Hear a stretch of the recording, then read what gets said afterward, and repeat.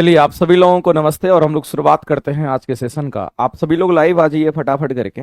चलिए आगे हम लोग बात करते हैं आज का। तो आज हम लोग करने वाले हैं 140 नंबर सेट का डिस्कशन। और 140 नंबर सेट आज आपका खत्म होगा। टेस्ट में भी आप देखेंगे वहां भी खत्म होगा। तो अगला सेशन जो है हम आपको बता देना चाहते हैं, अगला सेशन की शुरुआत आपका सेशन 8वां सेशन। और चूंकि आप लोगों का डिमांड रहता है कि लगातार टेस्ट देते रहते हैं, तो उससे कॉन्फिडेंस बहुत हद तक बढ़ जाता है। इसीलिए ये सेशन आपका लगातार चलता रहता है और ये सेशन कंटिन्यूस हम लोग प्रोवाइड करते हैं आपको। तो सेशन 8 करके आप देख रहे होंगे, आपको दिख रहा होगा सेशन 8 करके platform by Naveen Kumar Singh application पर आपको टेस्ट मिलता है। और इस टेस्ट को आप क्या करेंगे, तो आप बाय करके इस टेस्ट को जरूर कंटिन्यू करिएगा, क्योंकि टेस्ट देना किसी भी सूरत में हमारे लिए बेनिफिशियल होता है। टेस्ट कभी भी आपको ध्यान रखना कि पॉजिटिव बनाएगा और टेस्ट कभी भी आपको मोटिवेट करेगा, क्योंकि ओवरऑल रिवीजन करने का एक सबसे बढ़िया जरिया होता है। आप टेस्ट दीजिए, उसके बाद उसका एक्सप्लेनेशन करिए और फिर आपको बेनिफिट दिखेगा। टेस्ट दीजिएगा तो आप कम से कम भीड़ में बने रहिएगा और अच्छा मार्क्स को गेन करने की कोशिश कीजिएगा। इसीलिए सर अब न्यू सेशन में अलग क्वेश्चन दीजिए सर। आपको कल्पना जी क्वेश्चंस बहुत ही खूबसूरत क्वेश्चन मिलने वाला है। सेशन 8 में आप देखेंगे कि आपको क्वेश्चंस जो है काफी अच्छे क्वेश्चंस मिलेंगे, जिसका आपको बेनिफिट बहुत अधिक मिलेगा। तो ये आपको platform by Naveen Kumar Singh application पर अवेलेबल है। आप वहां पर जाइए, इस टेस्ट को परचेज कीजिए और उसका डेली टेस्ट का डिस्कशन आप कीजिए। आपको साइंस का टेस्ट का वहां पर मिल जाएगा, आप देखेंगे। और इसी का डिस्कशन हम डेली आपको कराते हैं शाम के 7 बजे। 141 नंबर से 160 नंबर तक का ये टेस्ट अवेलेबल है, इसको जरूर करिएगा, तो जाकर के इसका बेनिफिट आपको कहीं ना कहीं वहां पर देखने को मिलेगा। ठीक है, तो चलिए शुरुआत करते हैं। एक सेट आपका बचा हुआ है, कल से आपका नया सेट का स्टार्ट हो जाएगा। नया सेट कल से आपको टेस्ट देना है, ध्यान रखेंगे। प्लेटफॉर्म की बुक ली हूं, बट साइंस में नंबर कम आ रहा है, क्या करो सुष्मिता गुप्ता जी। टेस्ट जो ये वाला टेस्ट आपका स्टार्ट हो रहा है ना कल से, platform by Naveen Kumar Singh application पर जाइएगा, सेशन 8 करके जो टेस्ट आ रहा है उसको जरूर दीजिए, बेनिफिट वहां से भी आपको लेना है। ठीक है, चलिए आज हम लोग क्वेश्चन देखने वाले हैं। पहला क्वेश्चन आप देख लीजिए क्या कहता है। कहता है कि कथन और कारण से हमारे क्वेश्चंस हैं। तो आपको एसर्शन और रीजन का क्वेश्चन दे रखा है। यहां तो एसर्शन है और यहां पर आपको उसका कारण रीजन दे रखा है। तो यहां पर बात कर रहा है कि ध्वनि की गूंज रिवर्बरेशन को कम करने के लिए कंसर्ट हॉल की दीवार और छत को अक्सर नरम छिद्रपूर्ण सामग्री से ढका जाता है। कारण दिया है कि नरम और छिद्रपूर्ण सामग्री ध्वनि की अच्छी अवशोषक होती है। मेरे भाई हमको तो लग रहा है कि दोनों स्टेटमेंट सही है और सही एक्सप्लेनेशन भी दे रहा है। और इस क्वेश्चन के अगर आंसर करने के लिए जाएंगे तो ऑप्शन नंबर ए ही टिक आउट करेंगे। ऑप्शन नंबर ए ही टिक आउट कीजिएगा, ए हमारा करेक्ट होगा। लेकिन एक चीज हम आपको बताना चाहते हैं, यहां पर मामला क्या, बहुत लोगों में ये कंफ्यूजन होता है, सर इको क्या होता है और रिवर्बरेशन क्या होता है, दोनों में क्या डिफरेंसेस है ये आप बता दीजिए। तो मैं आपको बताना चाहता हूं मेरे भाई, कई बार लोगों में ये आता है कंफ्यूजन, तो मैं आपको बताना चाहता हूं कि जिसको इको को हम लोग प्रतिध्वनि कहते हैं, इको को हम लोग क्या कहते हैं, इको को हम लोग यहां पर प्रतिध्वनि के नाम से जानते हैं, ये हमारा प्रतिध्वनि होता है। और दूसरा हमारा जो होता है उसको हम लोग रिवर्बरेशन कहते हैं। दूसरा जो हमारा होता है इसको हम लोग रिवर्बरेशन कहते हैं और हिंदी में इसको अनुरणन के नाम से जानते हैं। इस बात को ध्यान रखना, इसको हिंदी में क्या कहेंगे तो इसको अनुरणन कहते हैं। सबसे मेजर डिफरेंस क्या है, तो मेरे भाई प्रतिध्वनि की अगर हम बात करते हैं, प्रतिध्वनि के लिए जो डिस्टेंस होना चाहिए, जैसे कि मान लेते हम कुछ बोलते हैं और मेरी आवाज दीवार में जाके टकरा जाती है, तो इको के लिए कितना दूरी होना चाहिए और रिवर्बरेशन के लिए कितना दूरी होना चाहिए वो आपको पता होना चाहिए। मेरे भाई अगर हम इको के लिए अगर बात करते हैं, डिस्टेंस की बात करते हैं, इसके लिए दूरी की बात करते हैं, एक स्रोत और मान लेते कि यहां पर कोई आदमी खड़ा है और ये आदमी कुछ भी बोला, यहां पर एक दीवार है, ये दीवार है और इससे इसकी दूरी कितनी होनी चाहिए इको के लिए, तो आपको ध्यान रखना ये जो एक्स हमारा इनसे लेकर के यहां तक की जो दूरी एक्स है वो कितनी होनी चाहिए, ये दीवार है, इस बात को ध्यान रखना। ये दीवार है जिससे आवाज टकराएगी, साउंड ऐसे प्रोपगेट करेगा और जाके टकरा करके वापस आएगा। तो ये आदमी है, ये हमारा स्रोत है, जहां से क्या निकला तो साउंड निकला, ये दीवार से टकराया वापस आया। तो ये डिस्टेंस कम से कम कितना होना चाहिए मेरे भाई, तो कम से कम 17 मीटर का ये डिस्टेंस होना चाहिए। नहीं तो 16.5 मीटर भी आपको बहुत जगह बोलता है, वो स्पीड ऑफ साउंड के हिसाब से होता है, लेकिन कम से कम इतना होना चाहिए। लेकिन रिवर्बरेशन की जब हम बात करते हैं ना, तो मेरे भाई कम से कम ये दूरी होना चाहिए, और इतना दूरी पर हमारा ये होता है। लेकिन अगर हम बात करते हैं, तो इसके लिए जो डिस्टेंस हमारा होता है, जो दूरी हमारा होता है, ये डिस्टेंस हमारा क्या होगा, तो कहेंगे यहां पर लेस देन 17 मीटर चाहिए।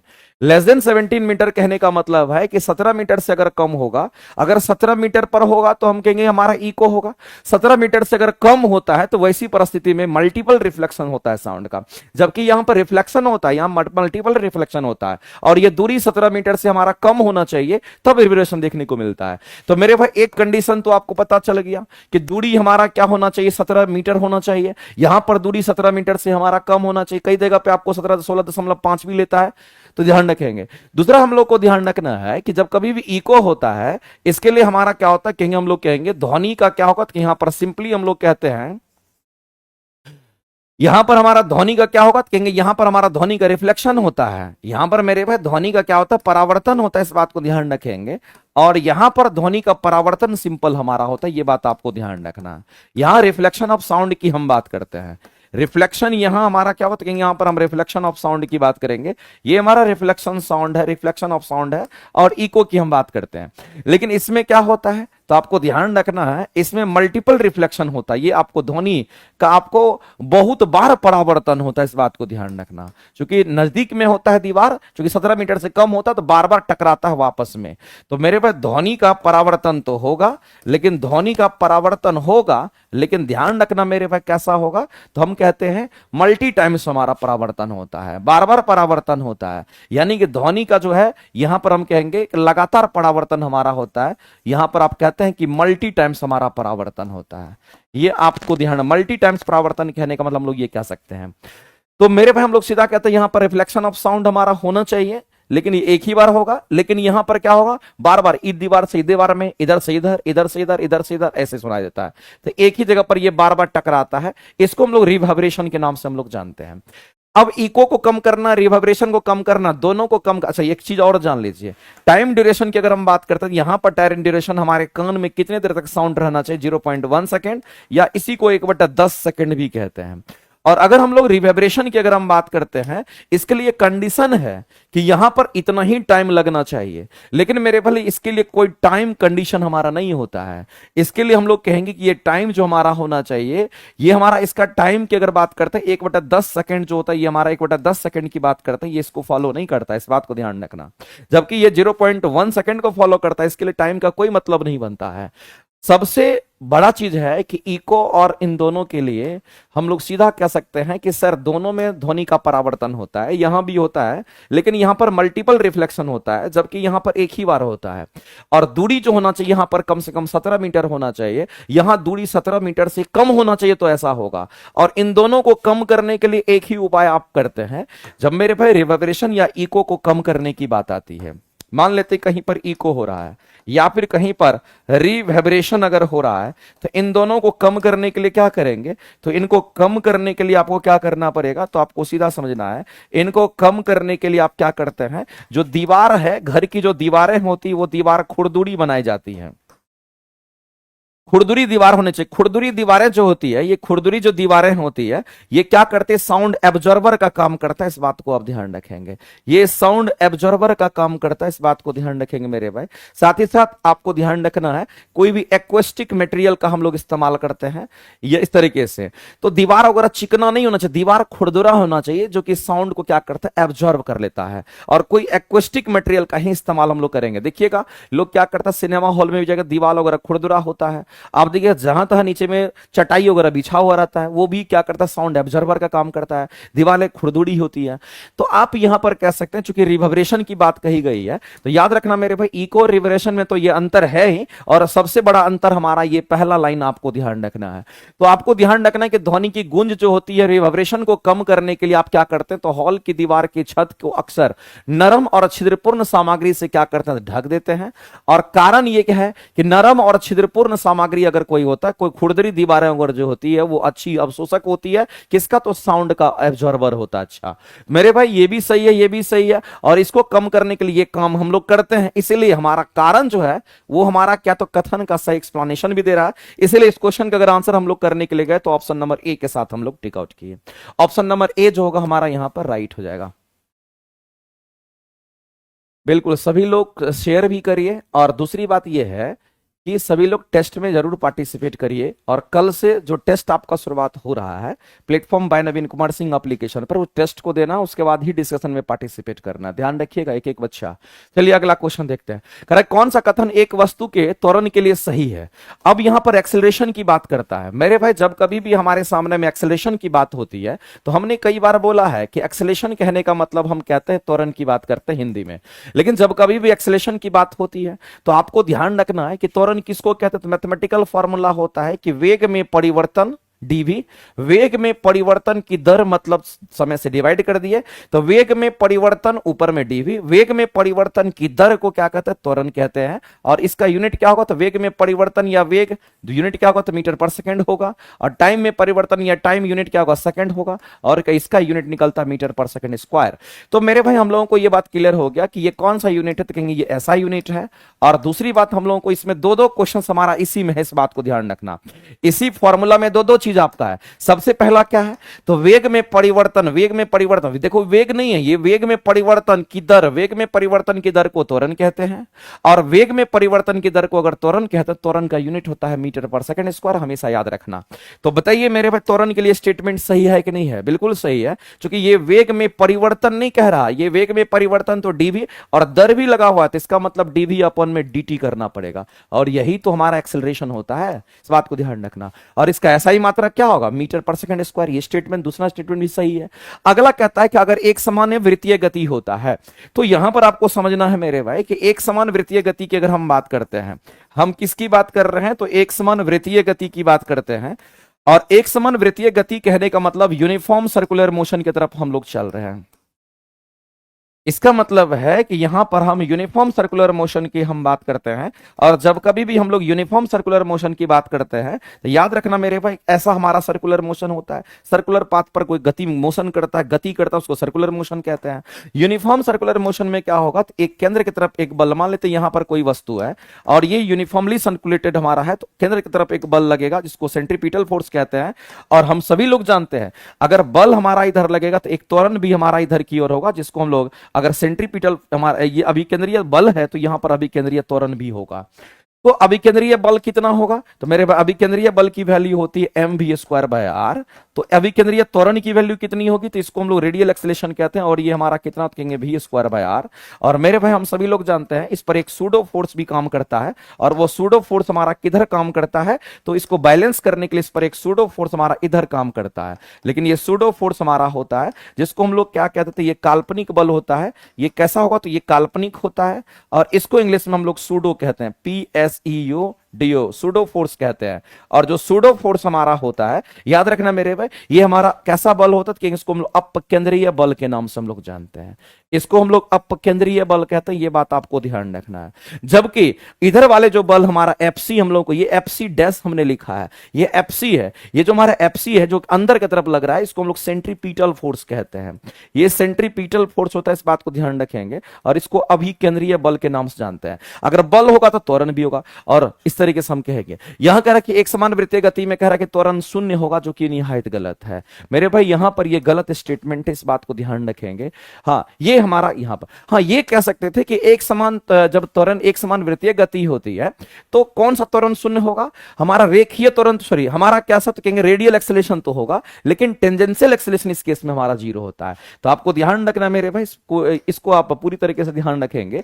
यहां पर रेडियल एक्सेलेरेशन की वैल्यू होती है वी स्क्वायर बाय आर एक समान वृत्तीय गति के लिए। लेकिन दूसरा बात याद रखना कि अगर टेंजेंट के अलोंग अगर देखते हैं, टेंजेंशियल एक्सेलेरेशन जो हमारा ऐसा वाला एक्सेलेरेशन होता है, टेंजेंट के अलोंग जो एक्सेलेरेशन होगा ये क्या होगा, तो याद रखना इसकी वैल्यू जीरो होती है, इसकी वैल्यू जीरो होती है। टेंजेंशियल एक्सेलेरेशन टेंजेंट के अलोंग जो होता है उसकी बात करते हैं। तो एक समान वृत्तीय गति के लिए ये तो होगा, लेकिन ये जीरो होता है।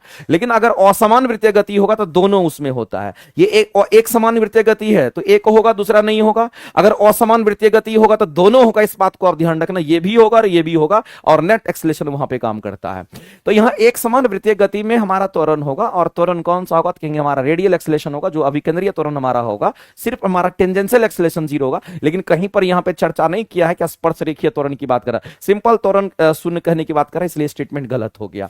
तो आप यहां पर कुल मिलाकर के देख रहे हैं सर ये स्टेटमेंट सही है, ये गलत स्टेटमेंट है। तो इसमें दो ही स्टेटमेंट हमारा कुल मिलाकर के राइट हुआ, तो आंसर करेंगे ऑप्शन नंबर पहला और दूसरा राइट होगा, और आंसर करेंगे ऑप्शन नंबर ए आपका करेक्ट हो जाएगा। लेकिन एक बात याद रखिएगा मेरे भाई, जो मैं कह रहा हूं उस पर एकदम पूरी तरीके से आपको फोकस्ड रहना है। एक समान वृत्तीय गति और एक होता असमान वृत्तीय गति, दोनों में आसमान धरती का अंतर, इस बात को आप ध्यान रखेंगे। आगे चलते हैं, और वही डिफरेंस होता है इसमें। एक समान वृत्तीय गति में ये होगा तो ये 0, लेकिन असमान वृत्तीय गति में दोनों होता है, कोई 0 नहीं होता, इस बात को ध्यान रखेंगे। आगे चलते हैं, अगला कहता है कि एक पनडुब्बी के काम करने के संबंध में निम्नलिखित में से कौन सा स्टेटमेंट हमारा सही है। मेरे भाई एक बात बताइए, अगर पनडुब्बी की बात करते हैं तो पनडुब्बी क्या है, तो पानी में चलने वाला जहाज की बात कर रहा है। पनडुब्बी किसको कहते हैं इस बात को ध्यान रखना, पनडुब्बी जो पानी के अंदर हमारा चलता है। तो पनडुब्बी के बारे में बोला गया है कि बताइए किस प्रिंसिपल पे हमारा काम करता है। तो मान लेते हैं ये हम पनडुब्बी की बात करते हैं, ये किधर चलता है, तो मेरे भाई ये तो पानी के अंदर हमारा चलता है। ये हमारा किधर चलेगा तो कहेंगे पानी के अंदर हमारा गति, पानी के अंदर गतिमान होता है, ये पानी के अंदर गतिमान होगा। अगर पानी के अंदर गतिमान होगा तो जाहिर सी बात है मेरे भाई इस पनडुब्बी पर बॉयंसी फोर्स काम करेगा। इस पर कौन काम करेगा, तो इस पर बॉयंसी फोर्स हमारा श्योर काम करेगा, ये बात आपको ध्यान रखना। इस पर बॉयंसी फोर्स काम करेगा, और बॉयंसी फोर्स की अगर हम बात करते हैं इसका कंसेप्ट किसने दिया है, तो बॉयंसी फोर्स का जो कंसेप्ट दिया है मेरे भाई याद रखना है, इसका नाम है आर्किमिडीज ने दिया है। किसने दिया, तो आप इसको कहेंगे ये आर्किमिडीज नामक साइंटिस्ट ने इसका कंसेप्ट दिया है, इसका कंसेप्ट आर्किमिडीज ने दिया, इस बात को ध्यान रखेंगे। तो जो पनडुब्बी होता है मेरे भाई, ये पानी के अंदर हमारा जहाज चलता है, और हम कहते हैं वो किस प्रिंसिपल पे काम करता है, चूंकि उसको बॉयंसी चाहिए, नीचे से द्रव के द्वारा ऊपर की तरफ एक बल चाहिए, और हम कहेंगे वो बल बॉयंसी ही दे सकता है। लेकिन बॉयंसी हमारा कहां से मिलेगा, तो आर्किमिडीज के प्रिंसिपल से मिलता है। इसलिए इस क्वेश्चन का अगर आंसर करने के लिए जाएंगे तो ये बेस्ड किस पर होगा, तो हम कहेंगे आर्किमिडीज प्रिंसिपल पर हमारा आधारित होता है। या फिर आप देखते होंगे पानी में नाव भी अगर चलता है तो याद रखना मेरे भाई वो भी हमारा किस प्रिंसिपल पे काम करता है, आर्किमिडीज के प्रिंसिपल पे काम करता है, इस बात को आप ध्यान रखना। ये न्यूटन गति का यहां पर तीसरा नियम एकदम लागू नहीं होगा, यहां पर मेरे भाई पास्कल्स लॉ एकदम लागू नहीं होगा। पास्कल्स लॉ वहां लागू होता है जहां शांत द्रव होता है। ये किसके लिए लागू होता है, तो शांत द्रव के लिए लागू होता है मेरे भाई। ये किसके लिए होगा, तो कहेंगे ये हमारा शांत द्रव के लिए लागू होता है। यहां तो बात कर रहा है ये हमारा पानी के अंदर पनडुब्बी जो पानी गति में होता है उसकी बात कर रहा है। तो आप कहेंगे सर इसमें से एक ही स्टेटमेंट हमारा सही था, ऑप्शन नंबर सी के साथ जाएंगे, और हमारा सी स्टेटमेंट जो होगा इस क्वेश्चन के लिए राइट आंसर हो जाएगा। आगे चलते हैं, अगला क्वेश्चन आपको दे रखा है, चिप्स की बात कर रहा है। बताइए इस क्वेश्चन के आंसर क्या होंगे। जितने लोग लाइव देख रहे हैं मेरे भाई, एक बार सभी लोग क्या करेंगे, सेशन को लाइक भी करेंगे। बताइए इस क्वेश्चन के आंसर क्या है। बताइए यहां पर आपको कथन दे रखा है और इसके बाद इसका कारण भी दे रखा है, सर्सन रीजन दोनों आपको आसपास में दे रखा है। कहता है चिप्स के जो पैकेट होते हैं, जाहिर सी बात है मेरे भाई हम सभी लोग चिप्स खाते हैं कि नहीं खाते हैं, तो चिप्स के जो पैकेट होते हैं, इस चिप्स के जो पैकेट होते हैं मेरे भाई, चिप्स के पैकेट में आपको ध्यान रखना है नाइट्रोजन गैस फिल के जाती है। कौन सी गैस भरते हैं, तो इसमें नाइट्रोजन गैस फिल की जाती है। और ये जो नाइट्रोजन गैस हमारा होता है, इस बात को आप ध्यान रखना मेरे भाई, ये नॉन रिएक्टिव होता है। ये हमारे शरीर में अगर चला भी जाएगा ना तो हमारे शरीर को कोई इफेक्ट नहीं करता है, क्योंकि ये नॉन रिएक्टिव होता है। तो नाइट्रोजन गैस कैसा होगा, तो आप कहेंगे सर ये नॉन रिएक्टिव होगा। ये कैसा होगा, तो कहेंगे ये हमारा नॉन रिएक्टिव होगा। क्योंकि चिप्स अगर आप पैकेट में बंद करते हैं तो आप ये चाहेंगे ना कि चिप्स टूटे नहीं, चिप्स खराब नहीं हो, चिप्स ऑक्सीडाइज नहीं करे, चिप्स का ऑक्सीकरण नहीं हो, चिप्स हमारा खराब नहीं हो, चिप्स हमारा कुरकुरा बना रहे। तो मेरे भाई उसमें एक गैस फिल करना होता है जिस गैस को कहते हैं नाइट्रोजन गैस, और ये नॉन रिएक्टिव है, आप इसको यूज कर सकते हैं। और चिप्स को क्या करता है मेरे भाई, तो ऑक्सीडेशन से ये बचाता है। ये गैस क्या करता है, तो आपको ध्यान रखना इस तरीके से, चिप्स को ऑक्सीडाइज होने से बचाता है, इस बात को ध्यान रखना।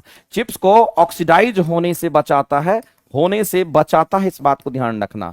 चिप्स को ऑक्सीडाइज होने से बचाता है कौन, तो नाइट्रोजन गैस। ऑक्सीडाइज का मतलब आप समझते हैं, ऑक्सीजन के साथ जो प्रतिक्रिया कर लेता है उसको ऑक्सीडेशन कहते हैं, और अगर वह ऑक्सीडाइज कर जाएगा तो फिर खाने युक्त नहीं रहेगा, नमी आ जाएगा, और फिर वैसी परिस्थिति में उसमें बैक्टीरिया वगैरह सब मौजूद हो जाता है। देखिएगा किसी चिप्स में आप देखना गौर से, कहीं पर अगर कहीं पर छिद्र वगैरह हो गया, अगर वो 15 दिन तक लटका हुआ है तो देखना वो चिप्स में आपको भुआपन वगैरह आ जाता है, ऊपर में देखना कि उसके ऊपर में बैक्टीरिया वायरस वगैरह पनपने लगता है, तब अगर खा लेते हैं तो फूड पॉइजनिंग हो जाता है। तो इसीलिए चिप्स के पैकेट में क्या करते हैं, नाइट्रोजन गैस भरते हैं, और कैसा होता है ये नॉन रिएक्टिव होता है, ये चिप्स को ऑक्सीडाइज होने से बचाता है। अब मेरे भाई यहां ध्यान रखना कि क्या हम चिप्स के अंदर, मेरे भाई ध्यान रखना, क्या चिप्स के पैकेट में, क्या चिप्स के पैकेट में आप ऑक्सीजन फिल कर सकते हैं?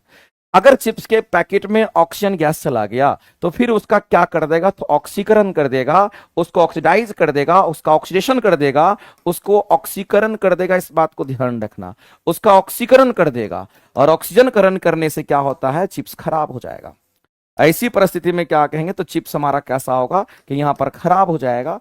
खराब होने का मतलब है कि उसमें बैक्टीरिया वगैरह पनप जाएगा। तो मेरे पास चिप्स अगर हमारा ऑक्सीजन के साथ प्रतिक्रिया करेगा तो उसका ऑक्सीडेशन हो जाएगा, ऑक्सीकरण के कारण चिप्स खराब हो जाता, फिर इसको आप नहीं खा सकते हैं।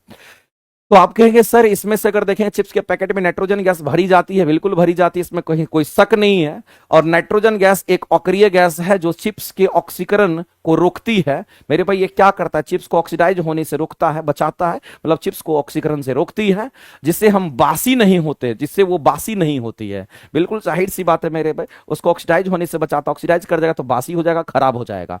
ये भी सही है और ये भी सही है। और ये पूरा का पूरा कहता है कि इसमें क्यों भरते हैं, क्योंकि ऐसा करता है। ये क्या करता है, तो ऑक्सीकरण होने से बचाता है, इसलिए इसमें भरते हैं। दोनों सही है, और कारण जो है कथन का सही स्पष्टीकरण भी दे रहा है।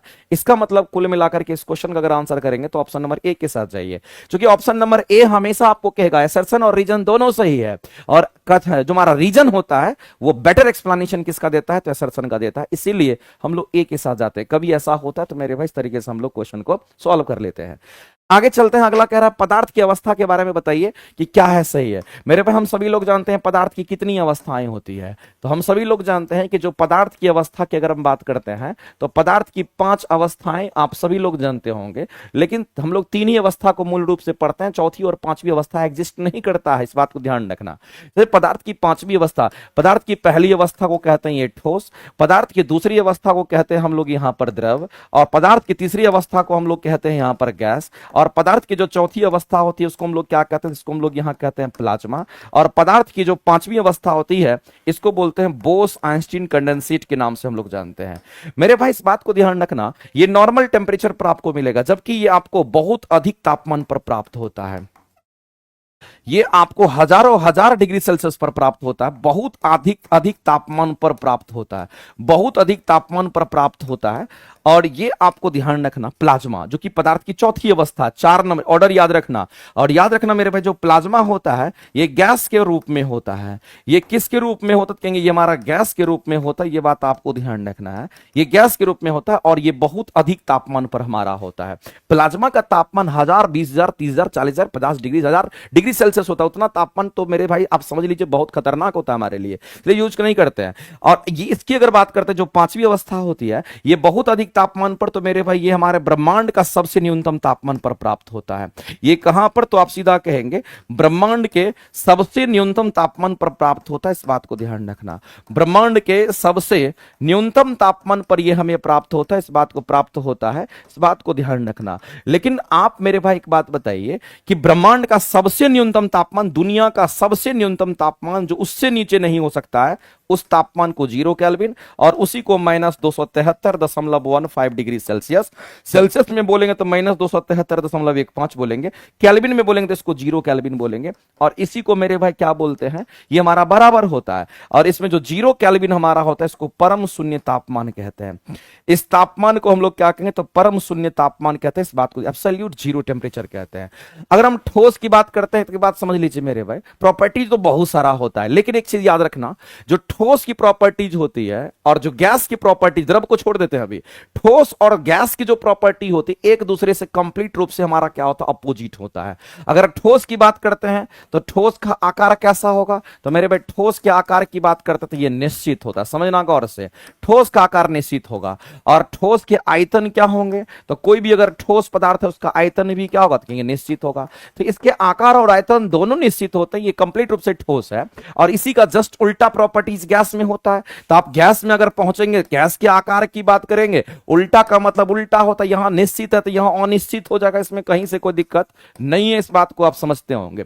और गैस की अगर बात करते हैं, इसका आयतन अगर निश्चित है तो मेरे भाई इसके आयतन की अगर हम बात करते हैं तो आपको ध्यान रखना है कि इसका आयतन अगर निश्चित है तो इसका आयतन भी अनिश्चित होगा, इसमें कहीं से कोई शक नहीं है, आप समझ सकते हैं।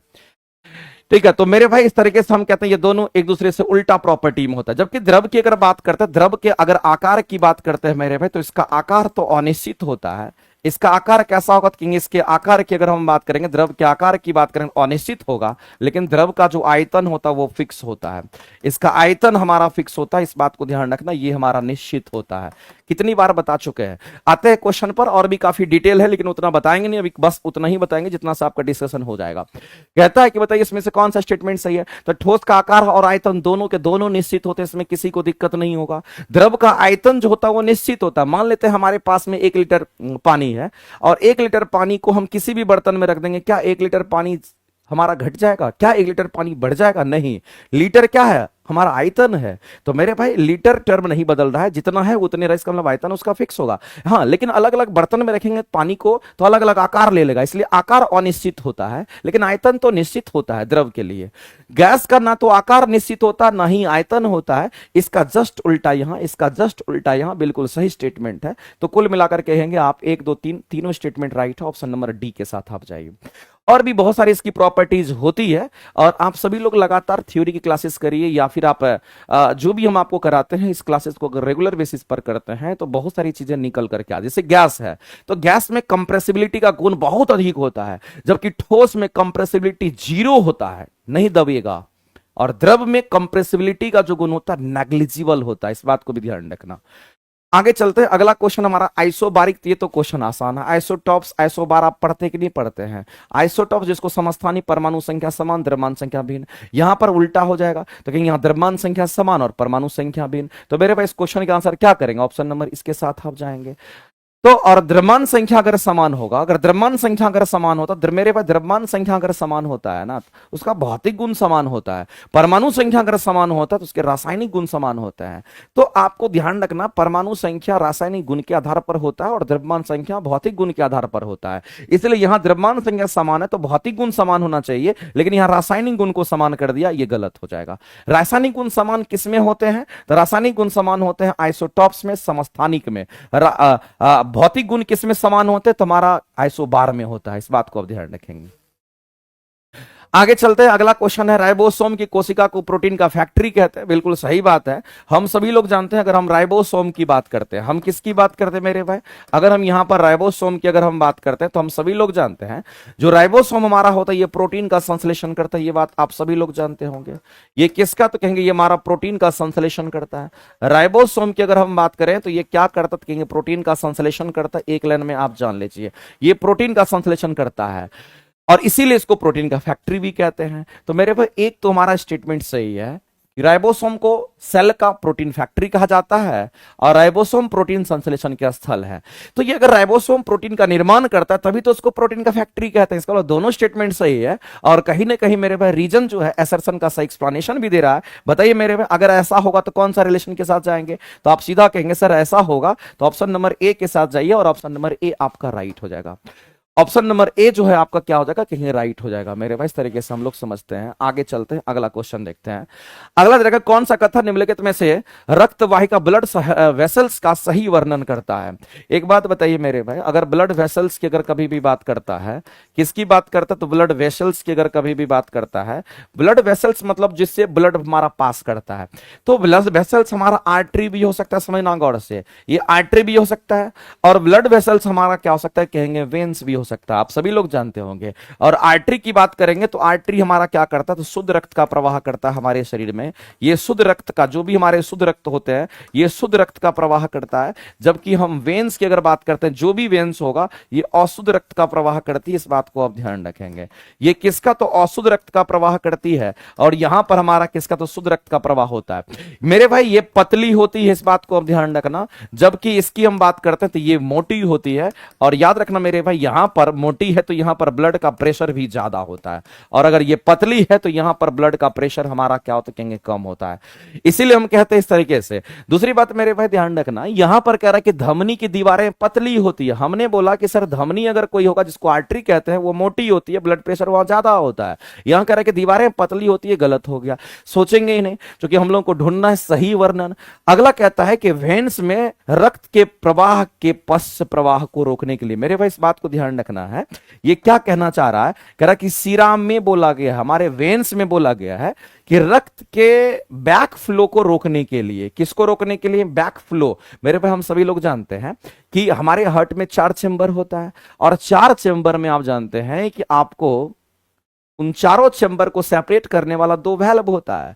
एक को ट्राइकस्पिड वैल्व कहेंगे, तो एक को बाइकस्पिड वैल्व कहेंगे। वो वैल्व क्या करता है, तो बैक फ्लो को रोकता है। अगर कार्बन डाइऑक्साइड ब्लड आ गया तो फिर से उसी रास्ते से कार्बन डाइऑक्साइड ऊपर नहीं जाएगा, और वो जो हमारे हम कह सकते हैं कि वहां पर जो हमारा आप ये क्या वैल्व होता है, वो हमारा कैसा होता है, 1 वे टाइप वैल्व होता है। तो आपको ध्यान रखना मेरे भाई, ये स्टेटमेंट हमारा सही है, इस बात को ध्यान रखना। तो यहां पर ये इसलिए सही है, आप सभी लोग जानते होंगे मेरे भाई कि सिरा के पास में क्या होता है, तो हम लोग कहते हैं कि बैक फ्लो को रोकने के लिए, किसको रोकने के लिए, आपको ध्यान रखना है कि ब्लड के ब्लैक फ्लो को रखने के लिए, ब्लड की हम बात करते हैं, इस बात को ध्यान रखना, ब्लड के बैक फ्लो को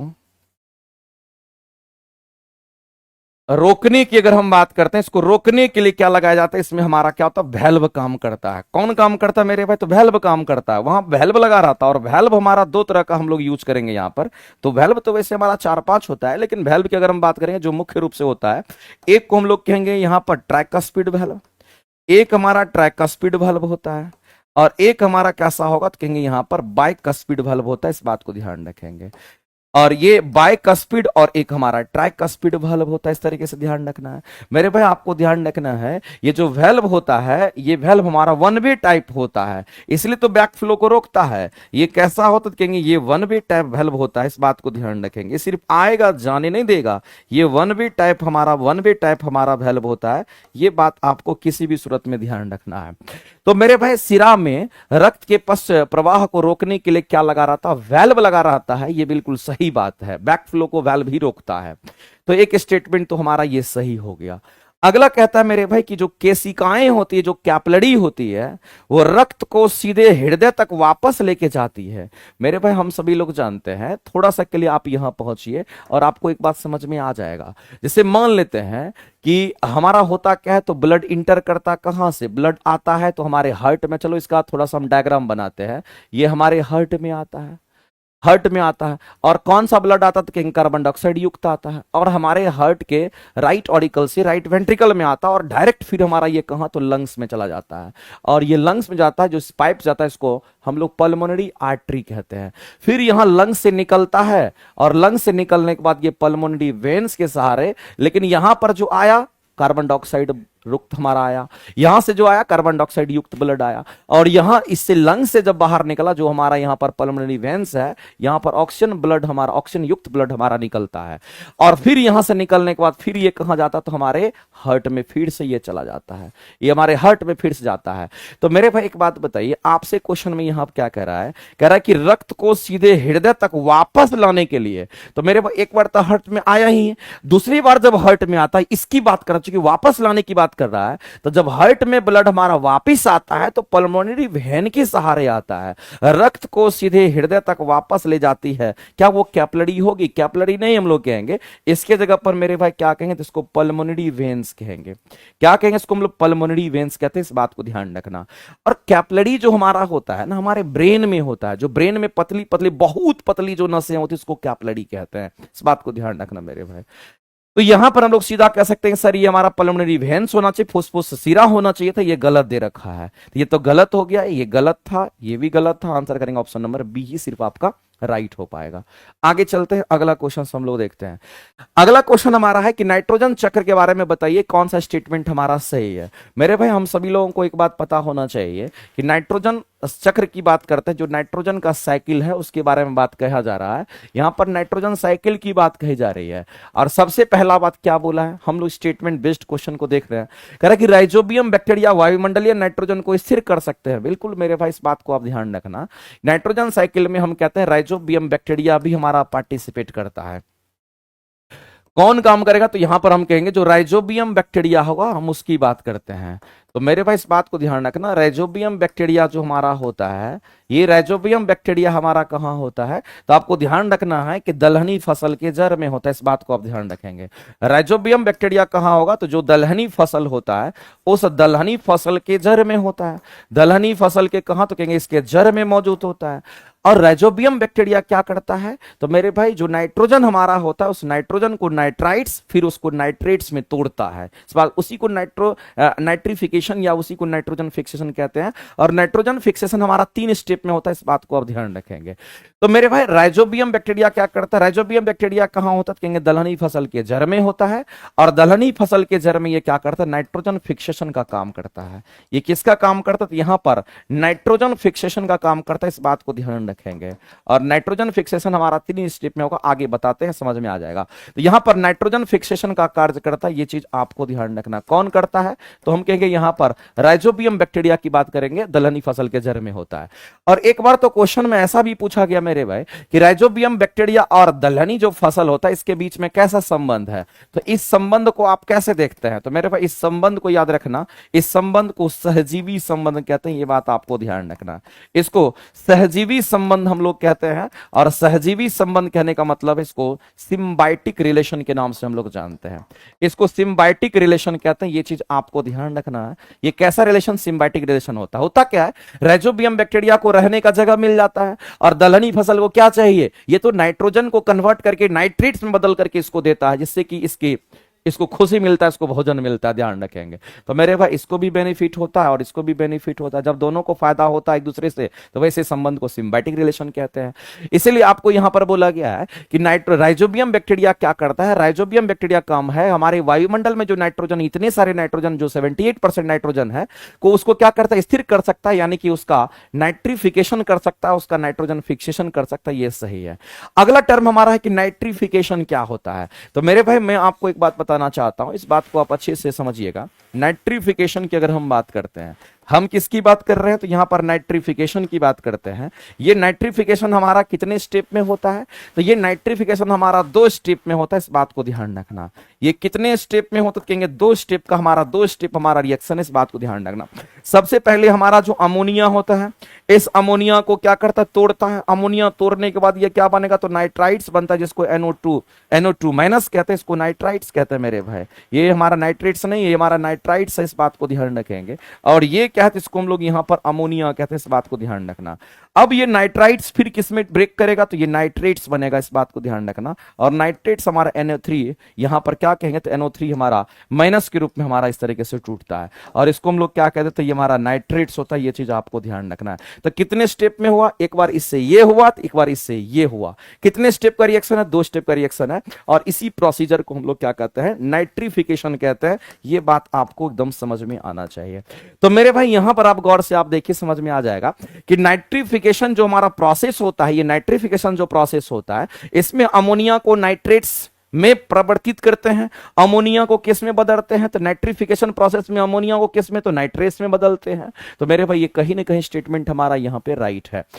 अगला देखिए, इसी में कह रहा है कि वी नाइट्रिफिकेशन, नाइट्रिफिकेशन का जस्ट उल्टा होता है वी नाइट्रिफिकेशन। और नाइट्रिफिकेशन में हमने बोला कि अमोनिया को नाइट्रेट्स में बदलते हैं, तो जाहिर सी बात है नाइट्रेट्स को भी हम अमोनिया में बदल सकते हैं। इसका मतलब है ये रिवर्सिबल रिएक्शन होगा, इससे भी हमारा ये बनेगा और इस तरीके से हमारा यहां तक पहुंचेंगे।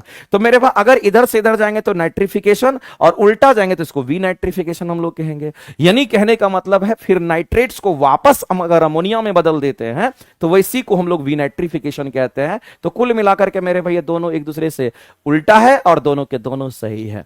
तो आप यहां पर देख रहे हैं कि 1 2 3 तीनों स्टेटमेंट सही है, इसलिए इस क्वेश्चन के ऑप्शन नंबर डी के साथ जाइएगा और डी आपका परफेक्ट आंसर हो जाएगा। ऑप्शन नंबर डी आपका राइट आंसर हो जाएगा।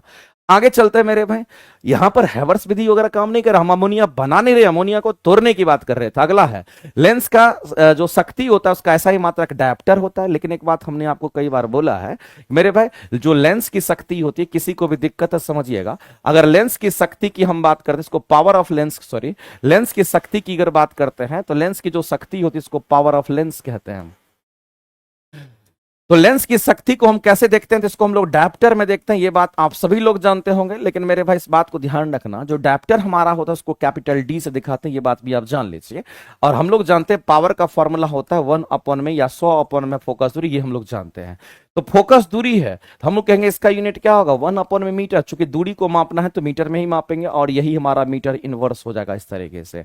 तो मेरे भाई आपको यहां पर और कुल मिलाकर के जो मीटर इनवर्स है इसी को हम क्या कहते हैं, तो डायप्टर कहते हैं, इसी को डायप्टर कहते हैं, इस बात को ध्यान रखना। तो एक डायप्टर उस लेंस की शक्ति है और उसकी फोकस दूरी 1 मीटर होगी। क्या यह सही है? बिल्कुल सही है मेरे भाई। अगर मान लेते हैं कि अगर हमको यहां पर पावर की बात करना है तो फोकस दूरी को 1 करने की बात कर रहे हैं, फोकस दूरी को कितना रखने की बात कर रहे हैं, तो 1 करने की बात कर रहे हैं, तो जाहिर सी बात है पावर भी हमें कितना मिलेगा, तो 1 ही डी मिलेगा, इस बात को ध्यान रखना मेरे भाई। अगर हम फोकस दूरी को कंडीशन में बोला है, यदि फोकस दूरी अगर आप 1 मीटर लेते हो तो आपका पावर भी कितना होगा, फोकस दूरी अगर 1 मीटर होगा तो पावर भी आपका एक डायप्टर ही आ रहा है। यहां पर वही कह रहा है कि एक डायप्टर के लिए उस लेंस की जो शक्ति है जिसकी फोकस दूरी कितनी होगी, 1 मीटर होगी। अगर फोकस दूरी 1 मीटर है तो मेरे भाई डायप्टर भी हमारा कितना होगा, पावर भी कितना होगा, तो एक डायप्टर ही होगा। फॉर्मूला में पुट कीजिए, कैलकुलेट कर लीजिए, कोई दिक्कत नहीं है। तो दोनों सही है और हम सभी लोग जानते हैं मेरे भाई इस तरीके से इसकी फोकस दूरी हमारा मीटर में है और हम लोग कहते हैं कि इसी से मीटर से ही हमारा ये जो 1 में मीटर है इसी से हमारा डायप्टर निकल करके आया। तो कथन और कारण दोनों सही है और ये सही व्याख्या भी कर रहा है, इसलिए ऑप्शन नंबर ए के साथ ही आप जाएंगे, ऑप्शन नंबर ए के साथ ही जाएंगे। इस क्वेश्चन के जो आंसर से मेरे भाई क्या हो जाएंगे, कितना नंबर क्वेश्चन है ये आपका 10 नंबर क्वेश्चन है, ऑप्शन नंबर ए ही आपका करेक्ट हो जाएगा। नेक्स्ट चलते हैं आगे। अगला क्वेश्चन आपके सामने मेरे एनसीईआरटी एग्जाम्पलर की भी क्लासेस हम आपको दे रहे हैं। तो एनसीईआरटी एग्जाम्पलर की क्लासेस आपको platform by Naveen Kumar Singh application पर अवेलेबल है। एनसीईआरटी एग्जाम्पलर में मिसलेनियस क्वेश्चन का हम कलेक्शन करके आपको कराते हैं, काफी डिटेल में वो क्लासेस चल रही है, आपको काफी बेनिफिट पहुंचाएगा। जिसको भी लगता है कि हमको एनसीईआरटी एग्जाम्पलर करना, platform by Naveen Kumar Singh application पे जाइए, इस क्लासेस को भी करिए मेरे साथ। और शाम में तो ये टेस्ट का डिस्कशन आपका चलता है, इस टेस्ट को देने के लिए platform by Naveen Kumar Singh application पर आप जाएंगे। कल से नया सेशन स्टार्ट हो रहा है नए तरीके से और आपको ध्यान रखना है सेशन 8वां सेशन आपको platform by Naveen Kumar Singh application पर मिलेगा। ठीक है, टेस्ट जरूर दीजिएगा और कल टेस्ट देने के बाद फिर आप मेरे साथ जुड़िएगा 7 बजे, ध्यान रखेंगे। अगला कहता है किसी चालक के प्रतिरोध को प्रभावित करने वाले कारक क्या हो सकते हैं, और इस पर मेरे भाई बीपीएससी क्वेश्चन आते पूछते रहता है। अगर हम किसी चालक की बात करते हैं, चालक बोले तो हम कंडक्टर की बात करेंगे, चालक बोले तो हम कंडक्टर की बात करते हैं। और किसी चालक के लिए रेजिस्टेंस का जो फॉर्मूला होता है हमारा रो इंटू एल अपॉन में ए होता है।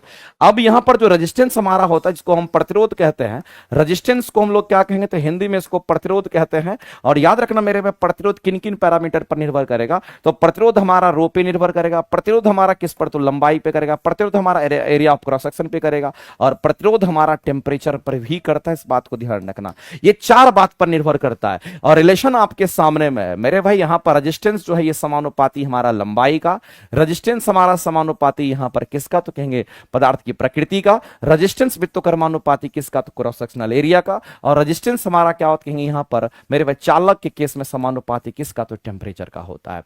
हम चालक की बात की कर रहे हैं, हम यहां पर किसकी बात कर रहे हैं, तो चालक की बात कर रहे हैं। इस बात को ध्यान रखना, उस केस के लिए चारों हमारा यहां पर सही है, इसमें कहीं से कोई दिक्कत नहीं है। अब आप यहां पर पहुंचिए और कह रहा है मेरे भाई यहां पर किसकी बात कर रहा है, तो चालक के प्रतिरोध की बात कर रहा है। ये चालक है, कंडक्टर की बात कर रहा है। तो आप कह रहे चालक की लंबाई अनुक्रमानुपाती होगी, प्रतिरोध लंबाई का अनुक्रमानुपाती समानुपाती है, और चालक का प्रतिरोध और अनुप्रस्थ काट का क्षेत्रफल दोनों कैसा, तो वित्तकर्मानुपाती है।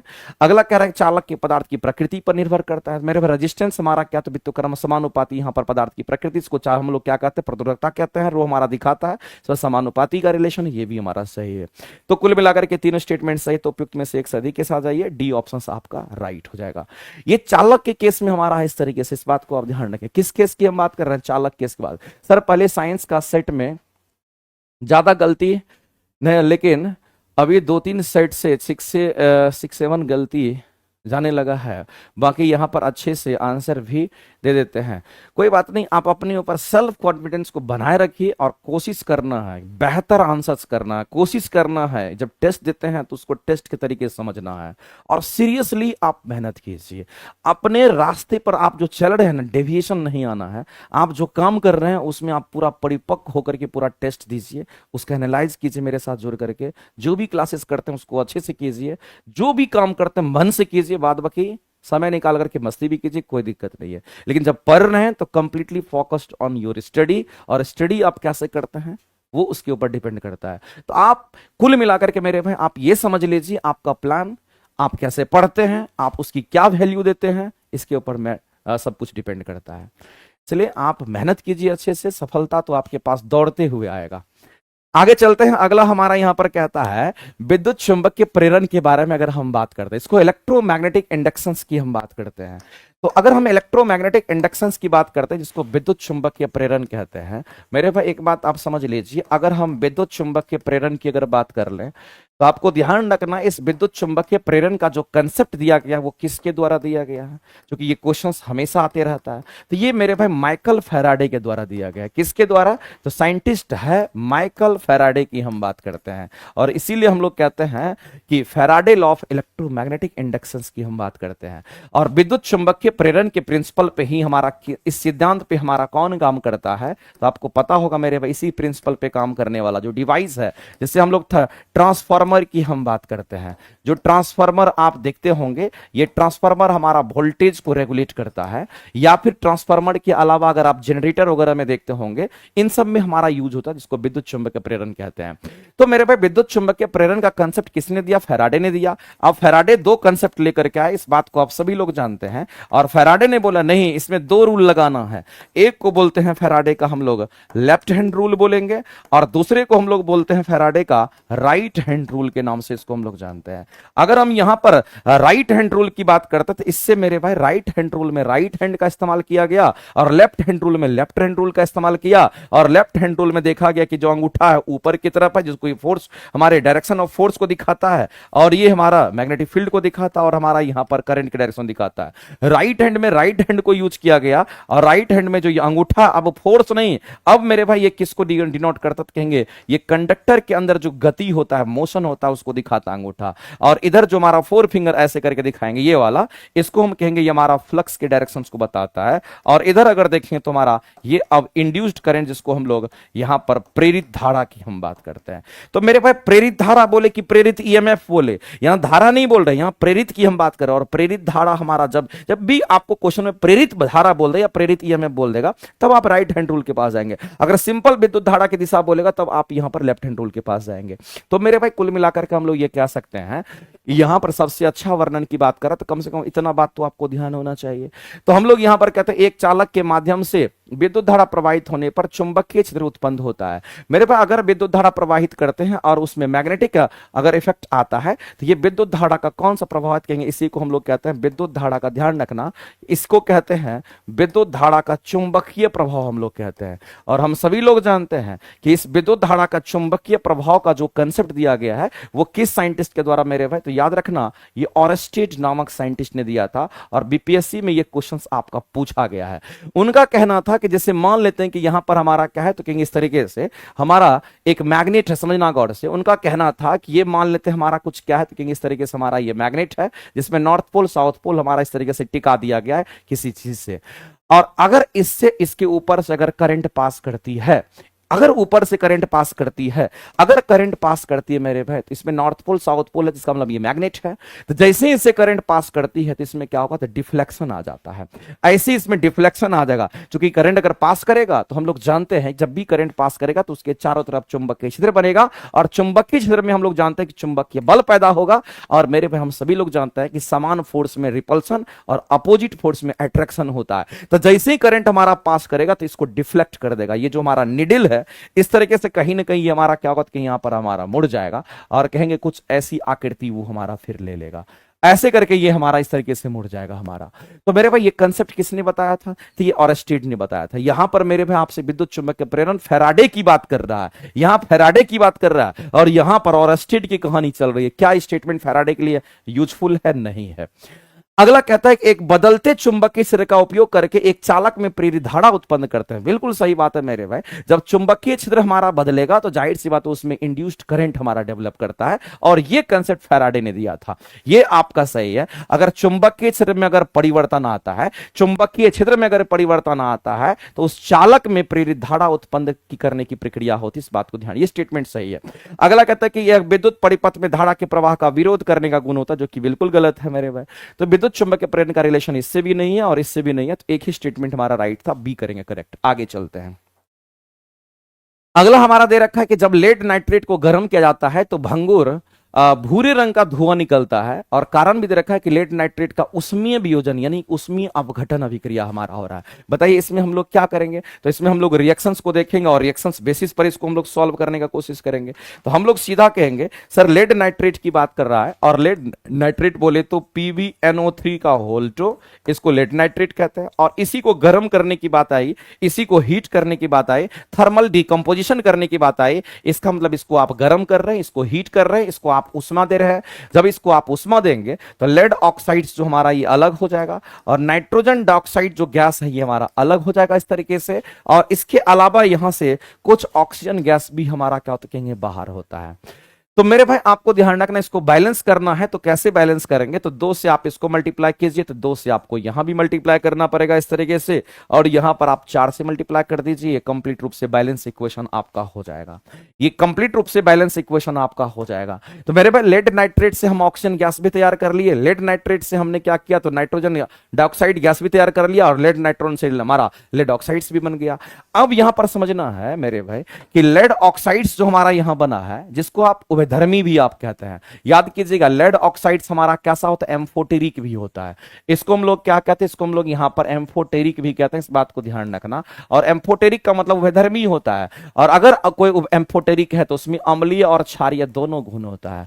अम्लीय तथा इसमें कैसा गुण होगा? तो अम्लीय तथा क्षारीय दोनों गुण इसमें मौजूद होता है। ये चीज आपको ध्यान, तो अम्लीय गुण भी होगा, क्षारीय गुण भी होगा, दोनों गुण हमारा इसमें मौजूद होगा। लेकिन मेरे भाई ध्यान रखना, ये जो लेड ऑक्साइड्स हमारा बनता है इसके कलर कैसे होंगे? तो आपको ध्यान रखिए हमारा सॉलिड फॉर्म में मिलेगा, लेकिन ये आपको येलो कलर में प्राप्त होता है। और अगर आपको यहां पर नाइट्रोजन गैस की अगर बात करेगा तो ये कैसा होगा? तो यही हमारा रेडिश ब्राउन होता है। ये कैसा होगा मेरे भाई? तो ये हमारा रेडिश ब्राउन होता है। रेडिश ब्राउन का मतलब है लाल भूरा की हम बात कर रहे हैं। इसका मतलब होता है हम किसकी बात कर रहे हैं यहां पर? तो लाल भूरा की हम बात कर रहे हैं। इस बात को आप ध्यान रखेंगे। तो यहां पर कह रहा है कि जब लेड नाइट्रेट को गर्म किया जाता है तो भूरे रंग का धुआं निकलता है, और भूरे रंग का जो धुआं निकलता है वो नाइट्रोजन डाइऑक्साइड गैस का ही होता है। और तब कहता कारण क्या था? लेड नाइट्रोजन का उष्मीय अपघटन आप कर रहे हैं, आप उष्मा देकर के इसको तोड़ रहे हैं। इसका मतलब कहीं ना कहीं एक उष्मा शोषी अभिक्रिया भी है, और उसका उष्मीय वियोजन हो रहा है, उष्मीय डिकम्पोजिशन, थर्मल डिकम्पोजिशन हो रहा है। तो उससे नाइट्रोजन डाइऑक्साइड गैस बनता है, और यही नाइट्रोजन डाइऑक्साइड गैस भूरे रंग का होता है। तो कुल मिलाकर के मेरे भाई इसका एसर्शन भी सही है, इसका रीजन भी सही है, और यही वो गैस है जो कि धुआं देता है आपको भूरे रंग का। इसका मतलब है कि इसका कारण जो है कथन का सही एक्सप्लेनेशन भी दे रहा है। तो मेरे भाई आप किस ऑप्शन के साथ जाएंगे? तो ऑप्शन नंबर आप सीधा कहेंगे ए आपका राइट हो जाएगा। ऑप्शन नंबर ए जो होगा इस क्वेश्चन का राइट आंसर हो जाएगा। ये सब रिएक्शन याद रखना है, टोटली आपको टोटली याद रखना पड़ेगा। ये सारे रिएक्शंस आपको कंप्लीट रूप से याद रखना है। आगे चलते हैं। अगला कह रहा है कि एक कथन में अम्ल की विशेषता क्या है, ये आपको पूछा गया है। मेरे भाई जब कभी भी हमारे दिमाग में एसिड की बात होती है, जब कभी भी हमारे दिमाग में अम्ल की बात आती है, तो हम लोग क्या सोच लेते हैं? हम लोग बस सबसे पहले तो हमारे दिमाग में यही चीज आता है कि सर कोई एसिड होगा तो ये खट्टा होगा। ये कैसा होता है? तो कहेंगे ये खट्टा होता है। दूसरी बात, अगर कोई अम्ल होता है मेरे भाई, तो ये अम्ल की अगर हम बात करते हैं तो दूसरा दिमाग में हम लोगों के दिमाग में ये आता है कि जो अम्ल हमारा होता है, अम्ल हमें तभी प्राप्त होता है जलीय विलयन में। क्या करता है अम्ल? जलीय विलयन में अम्ल क्या करता है? तो अगर उसको पानी में एसिड को डालिएगा तो जलीय विलयन में H+ आयन देता है। ये जलीय विलयन में क्या करता है मेरे भाई? तो H+ आयन देता है। इस बात को आप ध्यान रखना। जब भी आप जलीय विलयन में पानी में इसको डालोगे एसिड में तो H प्लस आयन देता है, ये बात आपको ध्यान रखना इस तरीके से। और दूसरी बात है मेरे भाई, अगर कोई एसिड है, अगर जितना ज्यादा वो H प्लस आयन देगा, जितना ज्यादा ये हाइड्रोनियम आयन देगा, H प्लस आयन देगा, उतना ही अधिक, अगर हमारा अधिक H प्लस आयन देता है तो अम्लीयता क्या होगी, तो इसकी अधिक होगी। इसकी जो अम्लीयता होगी वो क्या होगी, तो कहेंगे अधिक होगा। अगर किसी की अम्लीयताएं अधिक होती है तो जाहिर सी बात है मेरे भाई, उसका पीएच मान हमारा 7 से, उसका पीएच मान वैसे भी कम होता चला जाता है। इस बात को ध्यान रखेंगे। तो यहां पर हम लोग सीधा कहेंगे सर, अगर मान लेते हैं अम्ल की विशेषता के बारे में जानते हैं, तो ये जलीय विलयन में पानी में क्या देता है, तो एसिड जो अम्ल है पानी विलयन में H प्लस आयन देता है। बिल्कुल राइट स्टेटमेंट है, कहीं से दिक्कत नहीं है। दूसरी बात मेरे भाई, ये भी आप ध्यान रखना, एक शॉर्टकट होता है कि ABR, आप याद रखिएगा। ABR में बी क्या है, तो कहेंगे ब्लू लिटमस पेपर होता है। लिटमस पेपर का रंग हमारा ब्लू और लाल होता है। अगर हम ब्लू लिटमस पेपर को इस एसिड, ए हमारा क्या था, ए यहां पर एसिड को बताता है। अगर ब्लू लिटमस पेपर को एसिड में डालते हैं तो इसका लाल कलर हो जाता है, तो ब्लू को लाल कर देता है। यानी कि लिटमस पेपर अगर ब्लू रंग का है, अगर लाल लिटमस पेपर है, उसको नीला कर देता है। क्या ये सही है मेरे भाई? तो ये स्टेटमेंट तुम्हारा गलत है। ये लाल लिटमस को नीला नहीं करता है, ये गलत है। ये अम्ल का विशेषता नहीं है, क्षार का विशेषता आपको दे रखा है। और इसमें होता है BRB, और यहां पर रेड लिटमस होता है। और बी क्या है, तो कहेंगे बेस, और बेस का मतलब हमारा क्षार होता है। और ये लाल को नीला कर देता है, तो लाल को नीला तो क्षार करेगा, तो ये क्षार के लिए हमारा, ये हमारा सही है। क्या स्वाद में कड़वा होता नहीं, ये क्षार का, क्षार स्वाद में कड़वा होता है। तो कुल मिलाकर के एक ही स्टेटमेंट सही है, ऑप्शन नंबर सी। और एक बात और जान लीजिए, सीधी सी बात है, अगर कोई प्रबल अम्ल की बात करता है ना, प्रबल अम्ल हम उसको कहते हैं जो जलीय विलयन में पूरी तरीके से आयनाइज हो जाता है, पूरी तरीके से आयंस में आयनित हो जाता है, टूट जाता है। जो इजिली हमारा जल में, इजिली जल में आयनाइज हो जाता है, उसको कहते हैं प्रबल अम्ल। और जो इजिली नहीं होता है उसको कहते हैं दुर्बल अम्ल। इस बात को ध्यान रखेंगे। आगे चलते हैं, अगला क्वेश्चन हम लोग देखते हैं। अगला कह रहा है मेरे भाई फंक्शनल यूनिट के बारे में कौन सा सही है, तो मेरे भाई फंक्शनल ग्रुप के बारे में कौन सा सही, ये आपको कह रहा है। तो मेरे भाई हम सभी लोग जानते हैं, आप सभी लोगों को ये बात पता होगा, जो फंक्शनल ग्रुप हमारा होता है वो कैसा होता है। फंक्शनल ग्रुप जो क्रियात्मक समूह हमारा होता है, आपको पता है मेरे फंक्शनल ग्रुप के आ जाने से उसकी प्रॉपर्टीज पूरी तरीके से बदल जाती है। जैसे मान लें अल्कोहल का, तो अल्कोहल के लिए फंक्शनल ग्रुप हमारा क्या होगा। अगर हम आपसे जानना चाहते हैं कि बताओ ये अल्कोहल है, इसका फंक्शनल ग्रुप क्या होगा, तो आप कहोगे सर इसका फंक्शनल ग्रुप जो हमारा होगा OH होता है। अगर हम कहेंगे बताओ एल्डिहाइड का फंक्शनल ग्रुप क्या होगा, तो क्या कहोगे, तो आप सीधा कहोगे सर एल्डिहाइड की बात कर रहे हैं, इसका फंक्शनल ग्रुप हमारा CHO होता है। अगर हम कहेंगे नहीं कीटोन का बताइए फंक्शनल ग्रुप क्या होगा, तो आप क्या कहोगे, सर कीटोन का जो फंक्शनल ग्रुप हमारा होता है ये हमारा कितना होगा। तो आपको ध्यान रखना है, यहां पर कीटोन के लिए हम लोग कहेंगे तो C डबल बॉन्ड O होता है हमारा, इस तरीके से। तो ऐसे करके मेरे भाई कार्बोक्सिलिक एसिड के लिए हमारा COH हमारा होता है। तो आपको ध्यान रखना है, यहां पर क्रियात्मक समूह की बात कर रहा है कि उसके लिए सही कौन सा है। तो मेरे भाई OH जो आपको दे रखा है ये माइनस नहीं है। OH मतलब इधर कोई भी ग्रुप हमारा लग सकता है, अल्काइल ग्रुप। इधर ये लगने का मतलब है इधर कोई अल्काइल ग्रुप लग सकता है, लेकिन उसके साथ में क्या, तो OH होना चाहिए। OH अगर लगा तो एल्कोहल का फंक्शन। अगर CHO लिखा हुआ तो ये CHO किसके लिए, तो एल्डिहाइड के लिए हमारा होता है। अब मेरे भाई इस बात को ध्यान रखना, यहां पर लिखा हुआ है कि एक परमाणु या परमाणुओं का समूह, कह रहा है कि एक परमाणु, यह एक, किसकी बात कर रहा है, फंक्शनल यूनिट के ऊपर लेके जा रहे हैं। कह रहा है कि यह एक परमाणु या परमाणुओं का समूह। मेरे पास परमाणुओं का समूह क्या है, कार्बन है, हाइड्रोजन है, ऑक्सीजन है। परमाणुओं का समूह क्या, ऑक्सीजन और हाइड्रोजन है। तो एक परमाणु या परमाणुओं का अणु जो कार्बनिक यौगिक को विशिष्ट गुण प्रदान करता है। मेरे भाई इसी फंक्शनल यूनिट आने जाने के कारण, इसी फंक्शनल हम कहेंगे क्रियात्मक समूह के आ जाने के कारण, इसी ग्रुप के आ जाने के कारण क्या होता है, तो उसमें एक विशिष्ट गुण आ जाता है। इस बात को आप सभी लोग समझते होंगे। तो ये कहीं ना कहीं इसके बारे में ये सही कह रहा, तो ये भी स्टेटमेंट हमारा सही है। इसमें से तीनों स्टेटमेंट सही है, तो 1 2 3 आपका तीनों करेक्ट होगा। ऑप्शन नंबर डी के साथ आप जाएंगे। आगे चलते हैं मेरे में, अगला क्वेश्चन देखते हैं। अगला दे रखा है कि ये आपका इजी क्वेश्चन है, कितनी बार बता चुके हैं।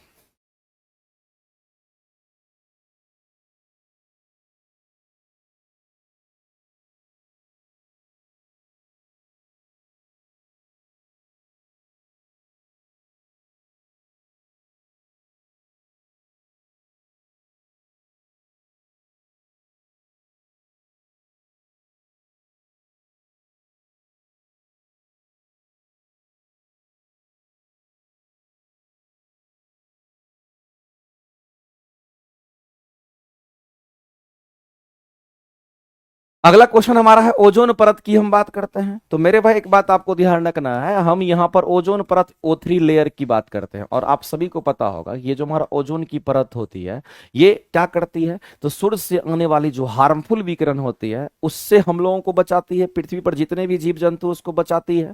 क्योंकि हार्मफुल विकिरण में सबसे अधिक अगर हम किसी को मानेंगे तो अल्ट्रावायलेट किरण होता है जो कि हमारे लिए हार्मफुल होता है। अगर अल्ट्रावायलेट किरण अगर ओजोन परत नहीं होता, डायरेक्ट पृथ्वी पर आता और जितने भी लोग होते सभी कैंसरस हो जाते हैं और सभी लोग की मौत हो जाती है। तो मेरे भाई ओजोन परत के बारे में कई बार डिस्कस कर चुके हैं। और ओजोन में आपको ध्यान रखना है कि ओजोन परत सूर्य से आने वाली परावैंगनी किरण को क्या करती है, अवशोषित करती है। बिल्कुल सही है, इसका कारण भी दिया है। ओजोन परत का क्षय त्वचा कैंसर जैसी स्वास्थ्य समस्या को बढ़ा सकता है। मेरे भाई ओजोन परत का अगर क्षय हो जाता, अगर ओजोन की परत अगर पतली हो जाती है तो जाहिर सी बात है कि उससे किरणें पास कर जाएगी और पृथ्वी तक पहुंच जाएगी और ऐसे में स्किन डिजीज हो जाएगा। और खास करके मेरे भाई क्या करेगा, हमारा स्किन कैंसर को ये बढ़ावा दे देगा। इसका मतलब है ये भी सही है और ये भी सही हमारा है और इसमें उल्टा ही दे दिया है।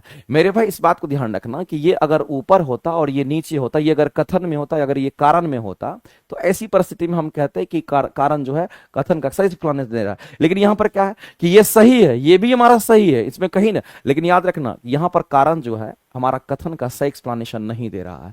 तो ऑप्शन ए और बी दोनों सही है लेकिन सही व्याख्या नहीं करेगा तो कहेंगे आंसर के साथ हम लोग जाएंगे। कथन का सही व्याख्या नहीं अगर करेगा तो आंसर करेंगे ऑप्शन नंबर, फिर हम लोग बी के साथ जाएंगे। और इसके बारे में तो कई बार हम आपको बता चुके हैं, इसलिए इस पर हम बहुत ज्यादा फोकस अभी नहीं करेंगे। आगे चलते हैं, अगला क्वेश्चन हम लोग देखते हैं। अगला देखिए, मानव पाचन तंत्र में एंजाइम की जो भूमिका होती है इसके बारे में आपको बताना है। मेरे भाई जो एंजाइम्स होते हैं वो एंजाइम कैटलिस्ट के रूप में काम करता है। हमारे शरीर में एंजाइम्स की जो भूमिका होती है, सबसे पहला शरीर हमारे शरीर की अगर हम बात करते हैं तो आपको ध्यान रखना है एंजाइम में तो पाचन की क्रिया को हमारा क्या करता है, या एंजाइम हमारा क्या करता है कि यहाँ कैटलिस्ट के रूप में यह काम करता है। सबसे पहला चीज है हमारे शरीर में कैटलिस्ट के रूप में काम करता है, ये कैटलिस्ट के रूप में कार्य करता है, इस बात को ध्यान रखना। और जो कैटलिस्ट होता है वो कैटलिस्ट हमारा दो प्रकार का कैटलिस्ट होता है, एक रिएक्शन रेट को बढ़ाता है और एक रिएक्शन रेट को घटाता है। एक को बोलते हैं पॉजिटिव कैटलिस्ट, एक को बोलते हैं नेगेटिव कैटलिस्ट। लेकिन 99% केस में मेरे भाई जो कैटलिस्ट होता है वो पॉजिटिव कैटलिस्ट ही इस्तेमाल होता है, जो रिएक्शन रेट को फास्ट करता है। और कुछ रिएक्शन रेट को स्लो करने के लिए भी इस्तेमाल होता है, उसको नेगेटिव कैटलिस्ट कहते हैं और कोई मतलब नहीं है। तो लेकिन कैटलिस्ट का काम क्या है, तो मेरे भाई हमारे शरीर के अंदर जो भी मेटाबॉलिज्म एक्टिविटी होती है, जो भी हमारे शरीर के अंदर में केमिकल, जो भी हमारे शरीर के अंदर क्या होता है जैव रासायनिक अभिक्रिया होती है, उस जैव रासायनिक अभिक्रिया को क्या करता है, ये फास्ट कर देता है। तो मेरे भाई जो भी हमारे शरीर के अंदर जैव रासायनिक अभिक्रिया होती है, कैसी अभिक्रिया, तो जैव रासायनिक अभिक्रिया, जो भी हमारे शरीर के अंदर जैव रासायनिक अभिक्रिया होती है, इस जैव रासायनिक अभिक्रिया को ये क्या करता है, कहेंगे फास्ट कर देता है। ये क्या कर देता है मेरे भाई, तो हम कहेंगे यहां पर फास्ट कर देता है, इसमें कहीं से कोई दिक्कत नहीं है। अब मामला क्या है कि एमाइलेज एंजाइम है, पेप्सिन भी एंजाइम है, लाइपेज भी एंजाइम है। हम सभी लोग जानते हैं मेरे भाई, इस बात को आप ध्यान रखना, ये जो एमाइलेज एंजाइम हमारे लार में पाया जाता है ये क्या करता है, ये स्टार्च को तोड़ेगा, कार्बोहाइड्रेट को तोड़ेगा और किसमें, शर्करा में बदल देता है। तो मेरे भाई जो स्टार्च हमारा होता है उस स्टार्च को किसमें तोड़ करके, ये स्टार्च का पहला डाइजेशन यही शुरुआत होता है और ये किसमें, तो शर्करा में बदल देता है। यानी कहने का मतलब ये शुगर की हम बात करते हैं, ये हमारा शुगर में इसको तोड़ करके बदल देता है। स्टार्च टूटेगा, एमाइलेज एंजाइम तोड़ेगा और इसको माल्टोज में परिवर्तित करेगा। इस तरीके से हम कहते हैं कि हमारा यहां पर शर्करा में उसको तोड़ देता है। और दूसरी बात ये एंजाइम्स है मेरे पास, बात को ध्यान रखना। दूसरा हमारा पेप्सिन की बात करता था, पेप्सिन भी हमारा क्या कहेंगे, ये भी एंजाइम्स है। लेकिन पेप्सिन एंजाइम क्या करेगा, तो प्रोटीन का पाचन करेगा। और पेप्सिन एंजाइम का सिक्रेशन कहां से, हमारे स्टमक से होता है। तो मेरे भाई हमारे स्टमक में क्या करता, तो ये प्रोटीन का पाचन करता है। ये कहां पर, तो कहेंगे ये प्रोटीन का जो पाचन करता है ये हमारे स्टमक से सिक्रेट करता है। हमारा जो अमाशय होता है, हमारे स्टमक में पहला डाइजेशन यही हमारा प्रोटीन का यही शुरुआत होता है, स्टमक से ये सिक्रेट करता है, इस बात को ध्यान रखना। ये स्टमक से सिगरेट हमारा करता है। इसके बाद हमारा आता है एक और, जिसको हम लोग क्या कहते हैं, यहां पर लाइपेज एंजाइम की हम बात करते हैं। तो आपको ध्यान रखना ये लाइपेज जो है ये भी एक प्रकार का एंजाइम्स है, लेकिन ये वसा का पाचन करता है, ये वसा का पाचन करता है, ये बात आपको ध्यान रखना इस तरीके से। तो मेरे भाई तीनों के तीनों एंजाइम्स ही सब का काम है पाचन करना। तो ये तो सिंपल हमारा सही है, स्टार्च को शर्करा में तोड़ेगा, ये करेक्ट है।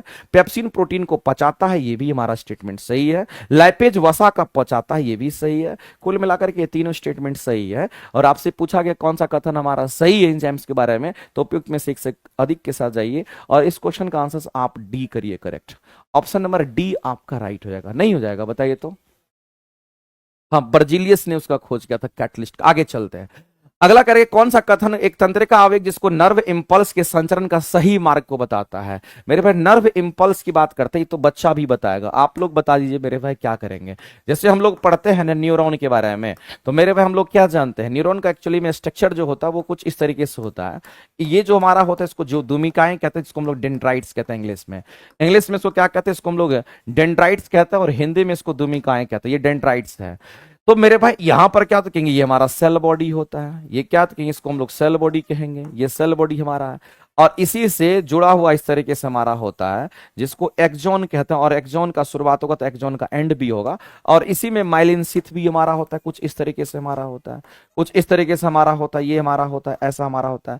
लेकिन इसको हम लोग क्या कहेंगे, तो इसको हम लोग एक्सॉन कहते हैं। इस बात को ध्यान रखना मेरे भाई, ये एक्सॉन हमारा होता है, और यहां जो हमारा होता है इसको एक्सॉन का एंड कहते हैं। इस बात को ध्यान रखना, ये एक्सॉन हमारा क्या कहेंगे, यहाँ पर एंड होता है, ये बात आपको ध्यान रखना है। और इसमें आप जो देखते होंगे ब्लू ब्लू का, ये हमारा क्या कहेंगे, माइलिन शीथ है। इस बात को ध्यान रखना, इसको हम लोग क्या कहते हैं, तो इसको हम लोग यहां पर माइलिन शीथ कहते हैं। अब मामला यह है मेरे भाई, जो इलेक्ट्रिकल इंपल्स है वो अगर चलता है तो कैसे चलता है, तो इलेक्ट्रिकल इंपल्स ऐसे, सबसे पहले हमारा डेंड्राइट्स, डेंड्राइट्स के बाद सेल बॉडी, सेल बॉडी के बाद इस तरीके से हमारा आगे की ओर बढ़ेगा। फिर यहां दूसरा हमारा इस तरीके से होता है, फिर हमारा दूसरा यहां पर न्यूरॉन्स लगा रहा था इस तरीके से, फिर आगे फॉरवर्ड करता है। तो मेरे भाई डेंड्राइट से सेल बॉडी, सेल बॉडी से फिर हमारा एक्सॉन, ऐसे करके हमारा क्या करता है, इलेक्ट्रिकल इंपल्स को भेजता है। आपको ध्यान रखना मेरे भाई, अगर आपको कोई चींटी भी अगर काट लेता है ना, और अगर आपको वो आपके ब्रेन तक अगर वो मैसेज पहुंचता है तो न्यूरॉन के माध्यम से मैसेज पहुंचता है। और सबसे पहले किसको पता चलता है, डेंड्राइट्स को पता चलता है, किसी भी न्यूरॉन के डेंड्राइट्स को। तो हम लोग कहेंगे इसमें से बताइए मेरे भाई, जो नर्व इंपल्स हमारा संचरण का सही मार्ग क्या है, तो सही मार्ग हमारा डेंड्राइट्स के बाद सेल बॉडी, सेल के बॉडी के बाद एक्सॉन होगा। तो हम लोग यहां कहेंगे डेंड्राइट्स के बाद सेल बॉडी, जिसको कोशिका काय बोला गया, फिर हमारा एक्सॉन होगा। तो ऑप्शन नंबर इस क्वेश्चन का करेंगे बी करेक्ट हो जाएगा, बी हमारा राइट आंसर हो जाएगा। आगे चलते हैं मेरे भाई, अगला क्वेश्चन देखते हैं। जब तक किसी वस्तु पर असंतुलित बल कार्य नहीं करता है तब तक उसके संवेग में कोई परिवर्तन नहीं होता है। बताइए मेरे भाई इस क्वेश्चन के आंसर्स देखते हैं, कितने लोग इस क्वेश्चन के आंसर करते हैं। क्वेश्चन हमारा जो है उसके हिसाब से हम लोग अगर चले, कह रहा है कि जब तक असंतुलित बल कार्य। अच्छा एक बात बताइए मेरे भाई, कि फोर्स का जो फॉर्मूला है, एफ हमारा डीपी अपन में क्या होता है, कहेंगे डीटी होता है।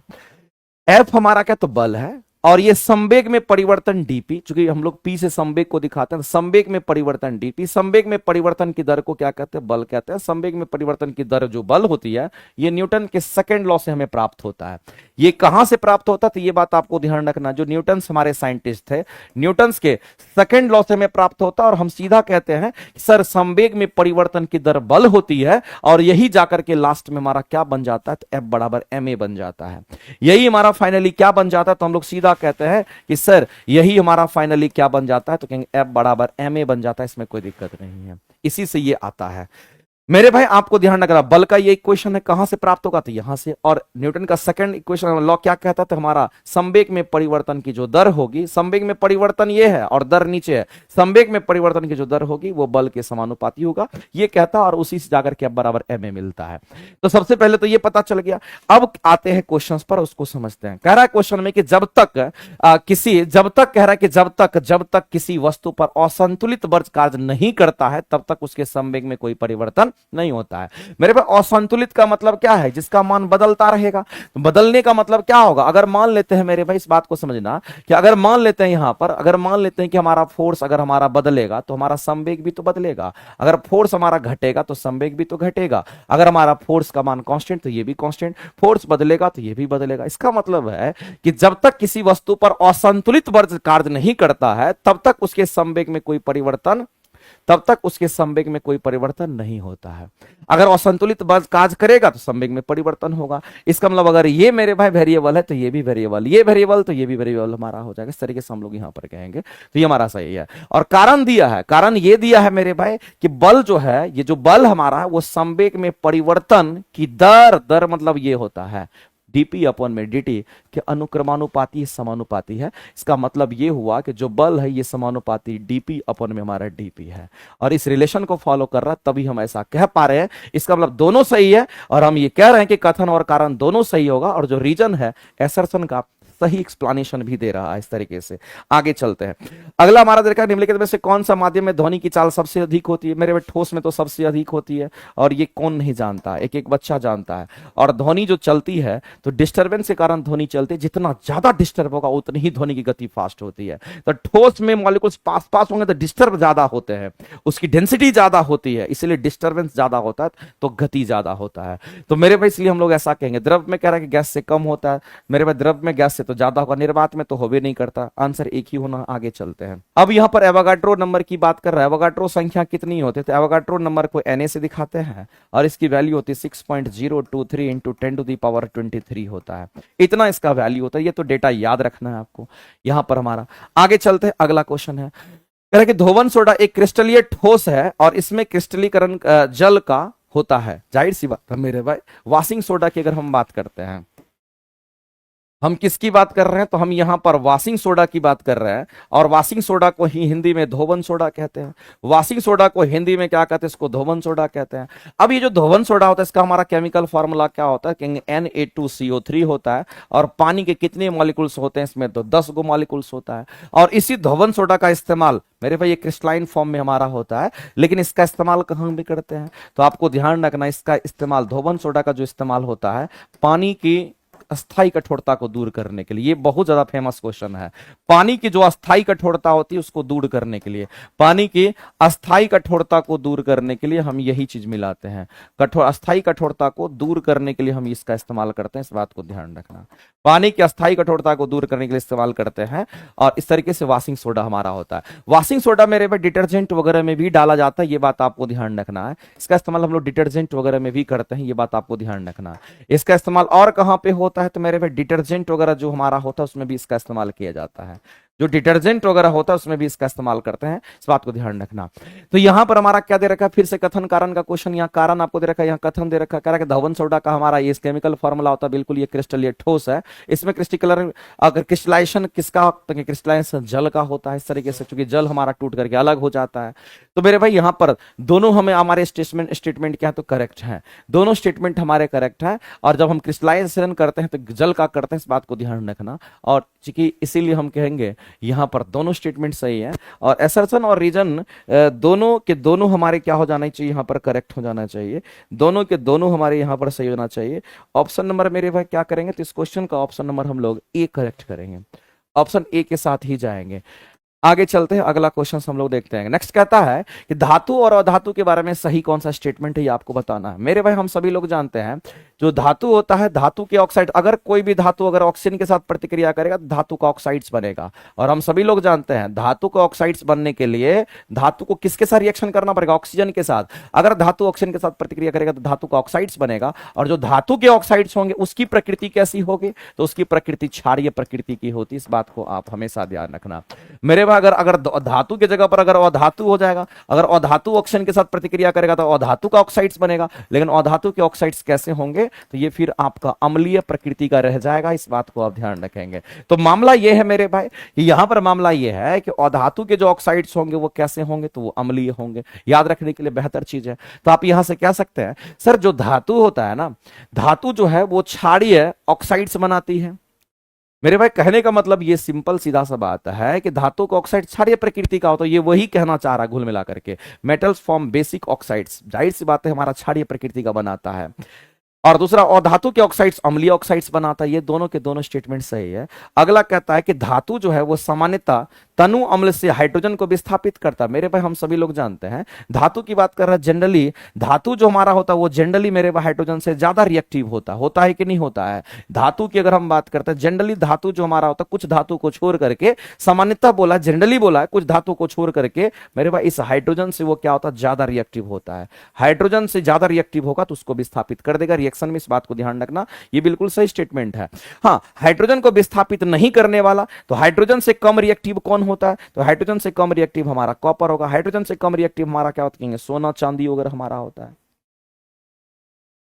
प्लेटिनम हमारा होता है, ये सब हमारा हाइड्रोजन से भी कम रिएक्टिव होता है। इस तरीके से हम लोग को समझना है। और हम कहते हैं मेरे भाई इसीलिए हमारा कम रिएक्टिव हमारा होता है, इसमें मरकरी भी हमारा शामिल है, इस बात को ध्यान रखना। इसलिए हाइड्रोजन को डिस्प्लेस नहीं कर पाएगा, लेकिन जनरली बोल रहा है, जनरली का मतलब होता है मेरे भाई इनको छोड़ करके शेष जितने भी धातु हैं वो हाइड्रोजन से ज्यादा रिएक्टिव होंगे, हाइड्रोजन को डिस्प्लेस कर देगा, और वो भी रिएक्शन हमारा पॉसिबल है। तो इस तरीके से हम कहेंगे ये स्टेटमेंट हमारा करेक्ट है। और ऐसी स्थिति में 1 2 3 तीनों सही है, तो ऑप्शन नंबर डी के साथ आप जाइए, ऑप्शन नंबर डी के साथ आप जाइए। आगे चलते हैं, अगला कह रहा है अलैंगिक प्रजनन में संतान आनुवांशिक रूप से जनक के समान होता है। जाहिर सी बात है, एसेक्सुअल रिप्रोडक्शन अगर हमारा हो रहा है तो एसेक्सुअल रिप्रोडक्शन में समानताएं होती है, उसमें मेल फीमेल तो पार्टिसिपेट करेगा नहीं, तो उसकी वजह से लैंगिक, उसकी वजह से हमारा क्या होता है, तो उसमें भिन्नताएं कम देखने को मिलती है, नहीं के बराबर भिन्नताएं होती है। तो अलैंगिक में क्या होता है, आनुवांशिक जन्म के समान ही होता है, कारण अलैंगिक प्रजनन में केवल एक ही जनन शामिल होता है। तो मेरे भाई इस बात, इसमें किसी गैमेट का कोई संलयन नहीं होता है, तो एक ही गैमेट होता है, तो दोनों सही है, इसलिए हम कहते हैं ऐसा होता है, आंसर करेंगे ए। आगे चलते हैं, अगला मेरे भाई क्वेश्चन है कि मानव के लिंग निर्धारण की बात करते हैं, लिंग का निर्धारण कौन करता है, तो मेरे भाई लिंग का निर्धारण मेल करता है, इस बात को ध्यान रखना। और मेल में मेल गैमेट्स की अगर हम बात करते हैं, मेल में क्या होता है, कहेंगे यहाँ पर मेल गैमेट्स, लिंग का निर्धारण अगर कोई करता है तो कहेंगे मेल गैमेट्स करता है, इस बात को ध्यान रखेंगे। वो कौन करता है, तो कहेंगे यहाँ पर हम मेल गैमेट्स की बात करते हैं, इस बात को ध्यान रखना। और मेल गैमेट्स हमारा क्या होता है, कहेंगे यहाँ पर एक्स और वाई होता है। तो मेरे भाई जो फैक्टर हमारा होता है कि बच्चा बेटा होगी कि बेटी होगी, तो वाई क्रोमोजोम हमारा होता है, वो करता है।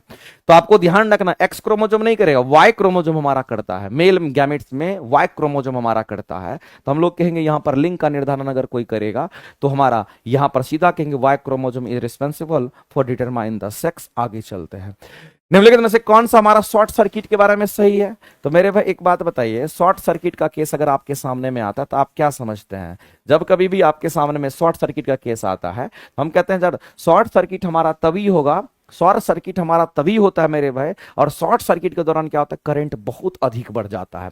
शॉर्ट सर्किट के दौरान हमारा क्या होता है कि करंट जो है, विद्युत धारा जो है, ये बहुत अधिक बढ़ जाता है। ये हमारा विद्युत धारा की अगर हम बात करते हैं, ये बहुत अधिक बढ़ जाता है, अभी बताते हैं कैसे बढ़ जाता है। अगर हम बात करते हैं शॉर्ट सर्किट की बात अगर करें तो विद्युत धारा का जो मान है, विद्युत धारा का मान बहुत अधिक बढ़ जाता है, विद्युत धारा का मान बहुत अधिक बढ़ जाता है, इस बात को आप ध्यान रखिएगा। अगर विद्युत धारा का मान बहुत अधिक बढ़ जाता तो एक रिलेशन आप जानते होंगे, H बराबर आई स्क्वायर हमारा RT होता है, पढ़ते होंगे। और ये उष्मागतिकी के विद्युत धारा का उष्मागतिकी का फॉर्मूला हमारा है, और जूल का नियम का ये फॉर्मूला, तो H समानुपाती आई स्क्वायर का हो जाएगा। इस रिलेशन से हम लोग देख रहे हैं कि जैसे ही करंट हमारा ज्यादा पास करने लगेगा, जैसे ही करंट बहुत अधिक पास करने लगेगा, वैसे ही H मतलब हीट, उष्मा ज्यादा प्राप्त होगा, और जब उष्मा ज्यादा प्राप्त होगा तो मेरे भी आग लग जाता है। तो शॉर्ट सर्किट से क्या होगा, तो मेरे भाई शॉर्ट सर्किट से क्या होता, आग लग जाती, इस बात को ध्यान रखना। इससे क्या लग जाती, कहेंगे यहाँ इससे आग लग जाती, इस बात को ध्यान रखना। और मेरे भाई आग जब लग जाती है तो आग को बुझाने का भी इस्तेमाल करना पड़ेगा आपको। आग कैसे बुझाएंगे, तो उसको आग बुझाने के लिए फिर आप किसका इस्तेमाल करेंगे, तो जब भी शॉर्ट सर्किट से आग लगता है, इसको बुझाने के लिए याद रखना कार्बन डाइऑक्साइड गैस का हम इस्तेमाल करते हैं, CO2 गैस का इस्तेमाल करते हैं इसके लिए, शॉर्ट सर्किट के लिए। अब मामला क्या है मेरे भाई, अगर शॉर्ट सर्किट से बहुत अधिक करंट अगर पास करता है, अगर शॉर्ट सर्किट से अगर बहुत अधिक करंट पास करता है, यदि शॉर्ट सर्किट से बहुत अधिक करंट पास करता है, तो जाहिर सी बात है मेरे भाई, जिस तार से करंट बहुत अधिक पास करेगा, इसका मतलब उस तार का रेजिस्टेंस बहुत कम होगा, उस तार का रेजिस्टेंस बहुत कम होगा मेरे भाई। उस तार का रेजिस्टेंस, उस तार की बात करते हैं, उस वायर की बात करते हैं, उस वायर का तार का रेजिस्टेंस हमारा बहुत कम हो जाएगा। उस वायर का जो रेजिस्टेंस है, जिसको हम लोग प्रतिरोध कहते हैं, जो कि करंट को रोकने का काम करता है, चाहे इससे करंट बहुत पास करने लगेगा, समझ लो उसका प्रतिरोध काफी कम हो जाएगा, तो उसका रेजिस्टेंस काफी कम हो जाता है, इस बात को ध्यान रखना, ये काफी कम हो जाएगा, इसीलिए ऐसा होगा, इसीलिए ऐसा हो जाएगा। एक तो ये हमारा हो गया। दूसरी बात मेरे भाई आपको ध्यान रखना, जैसे मान लेते एक सर्किट हम आपको बनाते हैं और इसमें आपको दिखाते हैं, सर्किट बना के दिखाते हैं आपको कि मान लेते हैं हमारे पास क्या है, इस तरीके से यहां पर हम कह दिए कि ये हमारा बैटरी लगा हुआ, प्लस माइनस हमारा इस तरीके से है, और यहां पर एक रेजिस्टेंस हमारा लगा हुआ है। और यहां पर जो है इस तरीके से हम कह दें कि यहां एक रेजिस्टेंस हमारा इस तरीके से लगा हुआ है। होगा क्या मेरे भाई, जब हम इसको अगर प्लस कहेंगे इसको माइनस कहेंगे तो करंट चलना तो इससे शुरू हो जाएगा, इससे करंट चलना शुरू हो जाएगा। करंट आई इससे चलना मान लेते शुरू हुआ, करंट आई चलना शुरू हुआ। अब क्या करते हैं, एक न्यूट्रल वायर हम लगा देते हैं कहां पे, जिसका रेजिस्टेंस ही नहीं होता है। एक अलग से एक वायर लगा देते हैं मेरे भाई, जिस वायर का रेजिस्टेंस होता है उसमें हम लोग ऐसे ऐसे जिगजैग पाथ दिखाते हैं, जिसमें भी रेजिस्टेंस होगा उसमें जिगजैग पाथ दिखाते हैं। तो मेरे भाई जब ये नहीं रास्ता था तब तो ये डायरेक्ट इसी से हमारा ऐसे पाथ को चूज करके जा रहा था, सर्कुलर पाथ में हमारा ये लूप जो बन रहा था इसी में करंट का फ्लो हो रहा था। लेकिन जैसे ही हम अलग से एक तार लगाए जिसका रेजिस्टेंस को कर दिए जीरो, एक ऐसा तार लगाए जिसका रेजिस्टेंस कर दिए जीरो, पता चला मेरे भाई क्या, करंट को भी तो चाहिए वैसा रास्ता जिधर रेजिस्टेंस ना मिले। तो करंट क्या करेगा, बेचारा करंट इधर नहीं जाएगा, इधर करंट जीरो जाएगा, सारा का सारा करंट इसी से पास कर जाएगा और यहां डनाक से ऐसे ही हमारा घूम जाएगा। इस रेजिस्टेंस में कोई करंट पास हमारा फिर नहीं करेगा। तो मेरे भाई इसी को कहते हैं कि हमारा शॉर्ट हो जाता है, इस बात को ध्यान रखना। तो आप यहां कह सकते हैं सबसे पहला चीज तो अगर शॉर्ट सर्किट की अगर बात होती है तो आप कहेंगे सर परिपथ में प्रतिरोध बहुत कम हो जाएगा, और अगर प्रतिरोध अगर बहुत कम हो जाएगा, अगर रेजिस्टेंस काफी कम हो जाएगा तो मेरे भाई विद्युत धारा का मान बहुत अधिक बढ़ जाएगा। स्टेटमेंट तो हम सभी लोग पढ़ ही रहे हैं और जानना भी चाहिए। ये हम लोग क्या, इसके परिणाम स्वरूप क्या होगा, तो धारा का प्रवाह अचानक बहुत अधिक बढ़ जाता है। शॉर्ट सर्किट में करंट बहुत धारा हमारा बहुत ज्यादा फ्लो करने लगता है, क्योंकि रेजिस्टेंस बहुत कम हो जाता है उस तार का। तब और कहता है कि शॉर्ट सर्किट तब होता है जब विद्युत में तार जिसको लीव वायर कहते हैं, जिससे करंट पास करता है, और एक उदासीन तार जिसका रेजिस्टेंस जीरो होता है, और उदासीन तार हमारा क्या, तो कहेंगे लीव वायर के सीधे कांटेक्ट में आ जाता है। तो ऐसी परिस्थिति में हमारा क्या होता है, कहेंगे शॉर्ट सर्किट हो जाता है। अगर दोनों डायरेक्ट अगर अटैच हो जाता है तो वैसे केस में चिंगारी निकलती, शॉर्ट सर्किट से चिंगारियां निकलती और आग लग जाती है। तो मेरे भाई कुल मिलाकर के आप ऐसे कह सकते हैं ये हमारा है। और शॉर्ट सर्किट वगैरह से बचने के लिए इसीलिए हम लोग फ्यूज वायर वगैरह लगाते हैं, फ्यूज लगाते हैं, एमसीबी लगाते हैं। घर में शॉर्ट सर्किट से घर को बचाने के लिए हम लोग क्या करते हैं, तो वहां पर फ्यूज वायर वगैरह का इस्तेमाल करते हैं। ये बात आप सभी लोग जानते होंगे। आगे चलते हैं, अगले क्वेश्चंस पर हम लोग आते हैं। अगला क्वेश्चन हमारा क्या, इसका जो इस क्वेश्चन का आंसर क्या करना था मेरे भाई, इस क्वेश्चन का आंसर अगर हम लोग करेंगे तो यहां पर तीनों स्टेटमेंट हमारा राइट हो गया था ना, इसके तीनों के तीनों स्टेटमेंट राइट थे, ये भी हमारा सही था, ये भी हमारा सही था। आंसर तब अगर करना होगा तो डी ही करेंगे करेक्ट। आंसर अगर करना होगा मेरे भाई तो एक से अधिक ही राइट करेंगे और डी आंसर आप राइट करिएगा। आगे चलते हैं, नेक्स्ट क्वेश्चन के ऊपर बढ़े तो अगला कहता है मेरे भाई इस तरीके से कहता है कि खाद्य जाल जिसको फूड वेव कहते हैं, एक पारिस्थितिकी तंत्र जो इकोसिस्टम हमारा होता है उसमें ऊर्जा प्रवाह के लिए एक वैकल्पिक मार्ग प्रदान करता है। जाहिर सी बात है मेरे भाई जो फूड वेव होता है हमारा क्या करता है, कहेंगे यहाँ पर हमारा एनर्जी का हमारा एक सोर्स डेवलप करता है, ऊर्जा प्रवाह के लिए कई वैकल्पिक मार्ग प्रदान करते हैं। और जो खाद्य जाल हमारा बनता है वो कई परस्पर कई खाद्य श्रृंखला मिलकर के हमारा खाद्य जाल का निर्माण भी करता है। तो मेरे भाई कुल मिलाकर के दोनों स्टेटमेंट हमारा सही है और इसका रीजन भी सही दे रहा है। इसका मतलब इस क्वेश्चन का अगर आंसर करेंगे तो ऑप्शन नंबर ए के साथ जाइए और आप आगे बढ़ जाइए। आगे बढ़ते हैं, मैथ साइंस का आप यहां पर देख रहे होंगे। हमने आपको क्या बोला था मेरे भाई, अगर आपको मान लेते हैं कि अगर टेस्ट देना है 6 to 8 वाले बच्चे होंगे, 9 10th वाले बच्चे होंगे, अगर आपको लगता है कि नहीं हमको बहुत अच्छा करना है, बहुत अच्छा का मतलब होता है कि इस बार किसी भी सूरत में एक सीट लेकर के आना है, तो पूरा शिद्दत के साथ मेहनत करना पड़ेगा और जो कह रहे हैं उस पर फॉलो कीजिए। कल से आपको ध्यान रखना है कि पूरी तरीके से जो भी टेस्ट ऑर्गेनाइज होगा उसमें हमारी भी एक अहम भूमिका होगी। और कल से जो टेस्ट आपका एप्लीकेशन पर platform by Naveen Kumar Singh application पर होगा और मेरे और अमरजीत सर दोनों के द्वारा आप देख पा रहे होंगे, मैथ और साइंस का जो डिटेल एक्सप्लेनेशन होगा कंप्लीट एनसीईआरटी बेस्ड करके, और कोशिश करना कि ज्यादा से ज्यादा चीज आपको टेस्ट के माध्यम से सिखाना है। तो टेस्ट के माध्यम से आप तभी सीखेंगे जब सेशन 8 141 से 160 एक बार करके देखिए। आपको ये test platform by Naveen Kumar Singh application पर अवेलेबल होगा, कल से स्टार्ट हो रहा है, इसलिए इनका इंफॉर्मेशन जो है हम आपको दे दिए। अगर किसी को लगता है कि हमको सिर्फ साइंस करना तो साइंस करना, किसी को मैथ करना सिर्फ मैथ करना, किसी को अगर साइंस और मैथ दोनों करना है तो आप कर सकते हैं यहां से और अपनी तैयारी को बहुत अच्छा कर सकते हैं। आगे चलते हैं, अगला कह रहा है कौन सा स्टेटमेंट हमारा सही है। अब यहां पर मेरे भाई समझना, कह रहा है कि वर्गीकरण का जो आधारभूत है हमारा इकाई प्रजाति स्पीसीज को कहा गया है। हम सभी लोग जानते हैं मेरे भाई, हम लोग सभी लोग जानते हैं कि फादर ऑफ टेक्सोनॉमी किसको कहते हैं। सबसे पहले तो आप ये बताइए कि फादर ऑफ टेक्सोनॉमी की अगर हम बात करते हैं, फादर ऑफ टेक्सोनॉमी हम किसको कहते हैं, यानी वर्गीकरण का पिता किसको कहते हैं मेरे भाई, तो कार्ल, हम लोग कैरोलस लिनियस की हम बात करते हैं।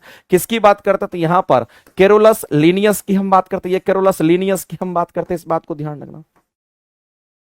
ये हमारा कैरोलस लिनियस नामक साइंटिस्ट को हम लोग क्या कहते हैं, फादर ऑफ टैक्सोनॉमी कहते हैं। इन्होंने क्या किया था मेरे भाई, तो यहां पर हम सीधा कहेंगे कि जो हमारा वर्गीकरण किया गया था जीवों का, उस तरीके से हम लोग कह सकते हैं। जैसे कि सबसे पहले हमारा किस तरीके से इसको क्लासिफाई किया गया, तो सबसे पहले हमारा एक किंगडम बनाया गया उसका, तो कहेंगे एक किंगडम बना, और किंगडम से क्या निकला, तो कहेंगे उसका फाइलम, उसको फाइलम में अलग अलग फाइलम में उसको डिस्ट्रीब्यूट कर दिया गया।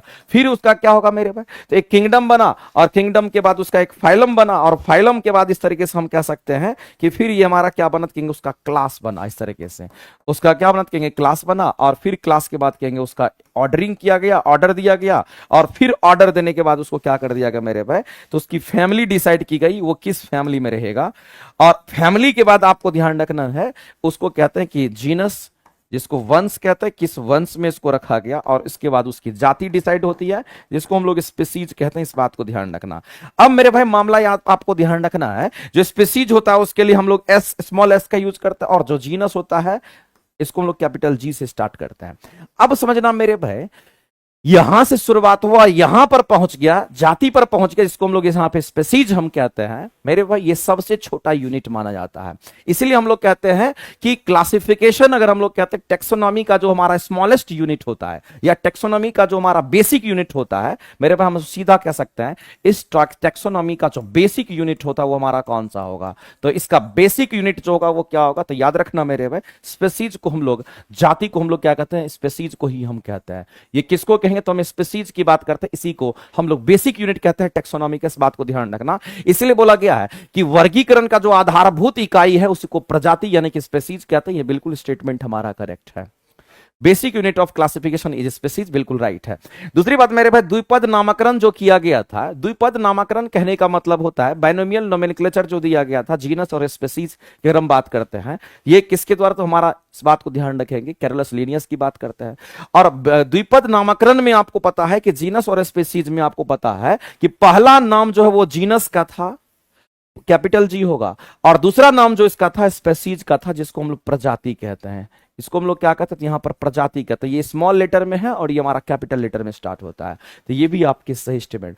अब मेरे भाई एक बात बताइए, कई बार क्वेश्चन पूछता है कि फैमिली और क्लास के बीच, फैमिली और क्लास के बीच में जो हमारा क्लासिफाई किया तो किसको, कि तो ऑर्डर को, क्लास और किंगडम के बीच में तो कहेंगे फाइलम को, और कहेंगे यहां पर फैमिली और स्पीसीज के बीच में तो हम कहेंगे यहां पर हमारा जीनस को। आपको मेरे पे ध्यान रखना इस तरह से, किसके बीच में कौन होगा, ये ऑर्डर याद रखना पड़ेगा आपको इस तरीके से। और ये आपको मजाक लग रहा है, ये एनसीईआरटी का क्वेश्चन है, ऑर्डर पूछता है किसके बीच में कौन होगा, ये याद रखना पड़ेगा। कंप्लीट रूप से आप याद कर लीजिए इस चीज को। चलिए आगे चलते हैं। इसका मतलब है मेरे भाई तीनों स्टेटमेंट सही है, तो ऑप्शन नंबर हम लोग डी के साथ जाएंगे। आगे बढ़ते हैं, अगला क्वेश्चन देखते हैं क्या कहता है। नेक्स्ट अगला कहता है प्रकाश संश्लेषण जो फोटोसिंथेसिस की प्रक्रिया है, वो स्टेटमेंट हमारा किसके लिए सही है, ये आपको बताना है। बताइए मेरे भाई। सर टेस्ट में 30 नंबर मिला है, 30 नंबर अगर आपको टेस्ट में मिला है तो आपके अच्छे मार्क्स हैं, क्वेश्चन खराब नहीं है, क्वेश्चन अच्छे क्वेश्चन है, और ऐसे ही क्वेश्चन आपके एग्जाम में आते हैं, इस बात को आप ध्यान रखना। अगला कह रहा है कि प्रकाश संश्लेषण की जो प्रक्रियाएं होती है, बताइए मेरे भाई, ये प्रकाश संश्लेषण की जो प्रक्रियाएं होती है एनाबोलिक होती है, कैटाबोलिक नहीं होता है। ये कैसा होता है मेरे भाई, एनाबोलिक होता है। ये कैसा होगा, तो ये हमारा एनाबोलिक होता है, इस बात को ध्यान रखना। एनाबोलिक का मतलब क्या होता है, जैसे कैटाबोलिक का मतलब होता है तोड़ना, और एनाबोलिक का मतलब होता है जोड़ना। जैसे कहने का मतलब है एनाबोलिक में क्या होगा मेरे में, तो हम लोग सीधा सीधा कह सकते हैं जो एनाबोलिक हमारा होगा इसमें क्या होगा, तो कहेंगे इसमें लार्ज मॉलिक्यूल का निर्माण होता है। इसमें किसका निर्माण होता है, तो कहेंगे यहां पर लार्ज मॉलिक्यूल्स का निर्माण होता है। ये बात आपको ध्यान रखना, लार्ज मॉलिक्यूल्स का निर्माण होता है। लार्ज मॉलिक्यूल का निर्माण कैसे होता है, तो एनाबोलिक की अगर हम बात करते हैं क्या होता है, कार्बन डाइऑक्साइड मिलेगा इसको कहां से, वायुमंडल से। प्लांट में H2O पानी की मात्रा होगी, ये क्या करेगा, तो सनलाइट लेगा और यहां से C6H12O6 का निर्माण करेगा, और कुछ जल को वाष्पीकृत करेगा, कुछ ऑक्सीजन को भी यहां से कहेंगे यहां से बाहर करेगा, और साथ ही साथ मेरे भाई आपको ध्यान रखना है कुछ जल की मात्रा को भी क्या करेगा, उत्सर्जित कर देता है इस तरीके से। तो एनाबोलिक प्रॉपर्टी हमारा होता है, ये कैटाबोलिक नहीं होता। कैटाबोलिक में इससे ये होना, इसकी बात कर रहे थे, ये एनाबोलिक। हाँ, कैटाबोलिक कौन होता है, श्वसन की क्रिया कैटाबोलिक होती है, इस बात को ध्यान रख। श्वसन जो हम लोग करते हैं ना वो कैटाबोलिक होता है, और एनाबोलिक जो हमारा होता है वो फोटोसिंथेसिस होता है। ये बात आपको हमेशा के लिए याद रखना चाहिए। तो ये तो गलत हो गया। दूसरा, इसमें कार्बन डाइऑक्साइड, अगर ये एनाबोलिक है, फोटोसिंथेसिस में क्या होता है, कार्बन डाइऑक्साइड का अपचयन होगा, रिडक्शन होगा, और जल का ऑक्सीकरण हो जाता है, तब हम लोग कहते हैं ऐसा होता है। बिल्कुल सही स्टेटमेंट है ये, और ये प्रक्रिया केवल दिन में होती है। इसमें से मेरे भाई दोनों स्टेटमेंट राइट हैं, तो ये दोनों सही होगा। ये सही है, ये सही है, ये हमारा गलत था, तो आंसर करेंगे ऑप्शन नंबर हमारा क्या, तो बी और सी दोनों सही है, यानी कि उपयुक्त में से एक से अधिक के साथ जाइए। आगे चलते हैं। अगला दे रहा है मेरे पास हाइपरमेट्रोपिया, दूरदृष्टि दोष की वस्तु को अगर देखना है तो रेटिना के पीछे इमेज बनता है, बिल्कुल सही बात है। दूरदृष्टि दोष में दूर की वस्तु को देख पाता है, नजदीक की वस्तु को नहीं देख पाएगा। दूर की वस्तु को अगर देख रहा है यानी रेटिना के पीछे दिख रहा है, रेटिना के आगे नहीं दिख रहा है। और इसे ठीक करने के लिए क्या करते हैं तो प्रकाश को नजदीक लाते हैं, और प्रकाश को नजदीक लाने के लिए उत्तल लेंस का इस्तेमाल करते हैं। तो मेरे भाई इस बात को ध्यान रखना, अगर मान लेते हैं कि इसे ठीक करना अगर होगा तो आपको उत्तल लेंस लगाना पड़ेगा। और मेरे भाई इस तरीके से हम कह सकते हैं कि उपयोग इसका इस्तेमाल करके हम उसको ठीक कर सकते हैं, इसका इस्तेमाल करके हम लोग ठीक कर सकते हैं। इस बात को ध्यान रखें। इस क्वेश्चन का जो आंसर है मेरे भाई ये भी सही है और ये भी सही है, इसका कोई एक्सप्लेनेशन वगैरह हमारा नहीं दे रहा है, तुम लोग सीधा कहेंगे ऑप्शन नंबर बी के साथ जाएंगे। ऑप्शन नंबर बी के साथ आप जाइए, आगे बढ़ते हैं। सब क्वेश्चन कितनी बार करा चुके हैं इसलिए इसमें टाइम बर्बाद नहीं करेंगे। बताइए यहां पर मेरे भाई सीधा बोला गया है कि पुष्प का जो हमारा मादा प्रजनन अंग होगा वो कौन सा होगा, फीमेल रिप्रोडक्टिव सिस्टम हमारा कौन सा होगा। नाम से ही पता चलता है, पुंकेसर नहीं होगा, पंखुरी नहीं होगा, हमारा स्त्री केसर जिसको पिस्टिल कहते हैं यही हमारा राइट आंसर होगा। मेरे भाई आपको ध्यान रखना है, अगर हम किसी भी फूल की अगर हम बात करते हैं तो इस फूल में नर जनन अंग भी होगा, इसमें क्या होगा तो कहेंगे नर जनन अंग भी होगा। और नर जनन अंग की अगर हम बात करते हैं ये कौन कौन सा होगा, एक याद रखना मेरे भाई पुंकेसर, ये हमारा क्या कहेंगे पुंकेसर की हम बात करते हैं, पुंकेसर। और अगर इसमें अगर ध्यान रखना है मादा जनन अंग की अगर हम बात करेंगे तो मादा जनन अंग में हमारा कौन सा होगा, इसमें हम लोग किसको कहते हैं स्त्री केसर की हम बात करते हैं, इस बात को ध्यान रखना। और जो स्त्री केसर है इसी को हम लोग क्या बोलते हैं, इसको पिस्टिल बोलते हैं, इस बात को ध्यान रखना। और जो पुंकेसर है इसको हम लोग क्या बोलते हैं स्टमन के नाम से हम लोग जानते हैं, इसको हम लोग स्टमन कहते हैं, इंग्लिश में इसको स्टमन कहा जाता है। तो ये फूल का मेल और फीमेल रिप्रोडक्टिव अंग है, रिप्रोडक्टिव सिस्टम का पार्ट है इस बात को। तो ये मेरे भाई मेल पार्ट्स हमारा होता है, ये फीमेल पार्ट्स हमारा होता है। तो आपसे मादा जनन अंग पूछा गया था, आंसर करेंगे सी। आगे चलते हैं। कौन सा कथन एक संतुलित बल के लिए सही, संतुलित बल का मतलब आप समझते हैं, संतुलित बल कहने का मतलब है कि टोटल बल अगर किसी भी वस्तु पर लग रहा है, संतुलित बल का मतलब आप समझते हैं कि बल का मान ना तो बढ़ेगा, बल का मान ना तो घटेगा। इसका मतलब नेट फोर्स किसी पर चीज पर लगने का जो मान होगा वो 0 होगा। मेरे भाई अगर कभी भी संतुलित बल की बात करता तो ये इस पर क्वेश्चन आपके एग्जाम में आ सकता है। अगर कभी भी संतुलित बल की बात करता तो आपके दिमाग में एक ही चीज आना चाहिए, सर नेट फोर्स की जो वैल्यू होगी, टोटल नेट फोर्स की वैल्यू 0 होगी। इस बात को ध्यान रखना, अगर किसी पर नेट फोर्स की वैल्यू अगर 0 होती है मेरे भाई तो वस्तु इक्विलिब्रियम में होगा। वस्तु कैसा होगा मेरे भाई, तो वस्तु इक्विलिब्रियम में होगा। इस बात को आप समझिए, वस्तु किस अवस्था में होगी तो वस्तु इक्विलिब्रियम की अवस्था में होगी। इस बात को ध्यान रखना कि इस पर कोई एक्स्ट्रा फोर्स नहीं काम कर रहा होगा, ये वस्तु इक्विलिब्रियम की अवस्था में होगी। ये चीज आपको इस तरीके से ध्यान रखना है। और अगर वस्तु इक्विलिब्रियम की अवस्था में होगी तो मेरे भाई एक बात ध्यान रखना, या तो वस्तु रेस्ट में होगा तो रेस्ट में ही रहेगा, अगर वस्तु गति में है तो गति में ही रहेगा। लेकिन जो गति होगी वो एक समान गति को बताएगा, ना तो गति बढ़ेगा, एक समान गति होगा। अगर रेस्ट है तो कंप्लीट रूप से रुका हुआ ही होगा, उस पर कोई एक्सटर्नल फोर्स नहीं काम करेगा। जब तक किसी वस्तु पर एक्सटर्नल फोर्स काम नहीं करता है तब तक मेरे भाई उसमें गति नहीं आता, उसमें गति में परिवर्तन नहीं आता है। तो यहां पर संतुलित बल अगर हमारा है तो हम कह सकते हैं किसी वस्तु की गति की अवस्था में परिवर्तन कर सकता है, बिल्कुल नहीं करेगा। असंतुलित बल करता है, किसी वस्तु के आकार में परिवर्तन कर सकता है, बिल्कुल भी नहीं करेगा। और कुल बल का जो वैल्यू होगा वो 0 होना चाहिए। इस स्टेटमेंट के लिए मेरे भाई तीनों में से एक ही स्टेटमेंट सही है कि नेट फोर्स होना चाहिए संतुलित बल के लिए 0 होना चाहिए। आगे चलते हैं और कंडीशंस जो दो कंडीशंस बताई, ये कंडीशंस भी आपको ध्यान रखना है।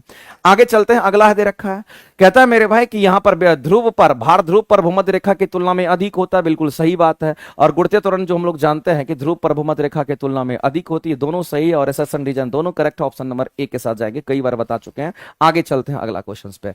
नेक्स्ट क्वेश्चन हमारा क्या कहता है मेरे भाई, किडनी के कार्य के बारे में बोला कि किडनी क्या करता है, ब्लड का फिल्ट्रेशन करता है, यूरिन का फिल्ट्रेशन करता है, ये सभी लोग हम लोग जानते हैं। मेरे भाई जब कभी भी हम किसकी बात करेंगे तो हम यहां पर किडनी की बात करेंगे, तो आपको पता होना चाहिए जो किडनी हमारा होता है ये उत्सर्जी अंग होता है, इसको हम उत्सर्जी अंग कहते हैं। और उत्सर्जी अंग कहने का मतलब है ये अपशिष्ट पदार्थ को क्या करता है तो बाहर करता है।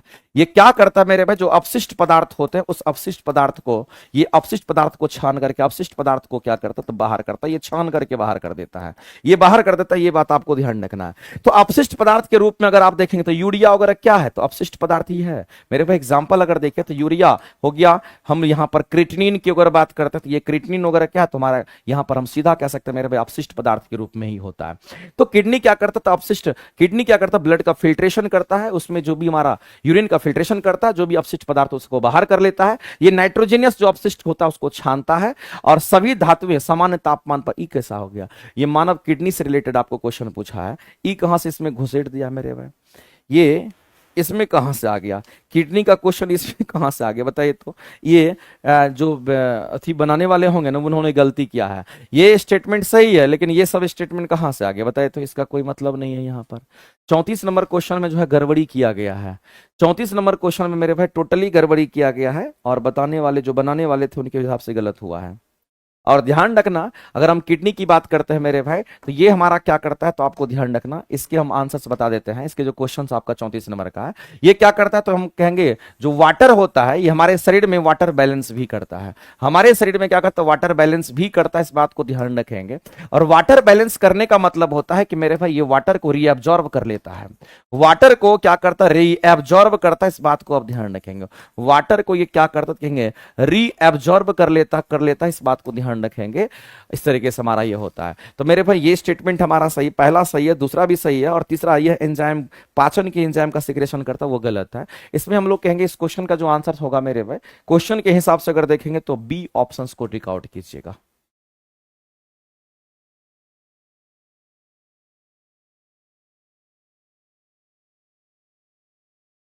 आगे चलते हैं, अगला कह रहा है कौन सा कथन सही है, सभी धातु सामान्य तापमान पर ठोस होती है। मेरे भाई सभी लिख दिया इसलिए गलत है, क्योंकि सभी धातु में मेरे भाई यहां पर हम कहेंगे मरकड़ी भी तो आ जाएगा। क्या मरकड़ी हमारा सामान्य तापमान पर ठोस होता है? मरकड़ी मेरे भाई द्रव अवस्था में होता है, इसलिए गलत हो गया।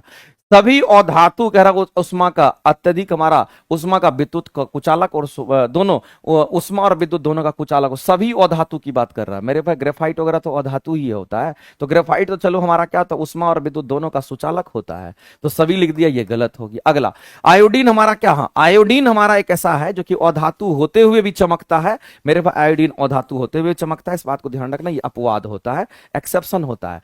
अगला है समजातीय अंग की मूल संरचना समान होती है लेकिन कार्य भिन्न होते हैं, और यह अपसारी विकास डाइवर्जेंट इवोल्यूशन को इंगित करता है।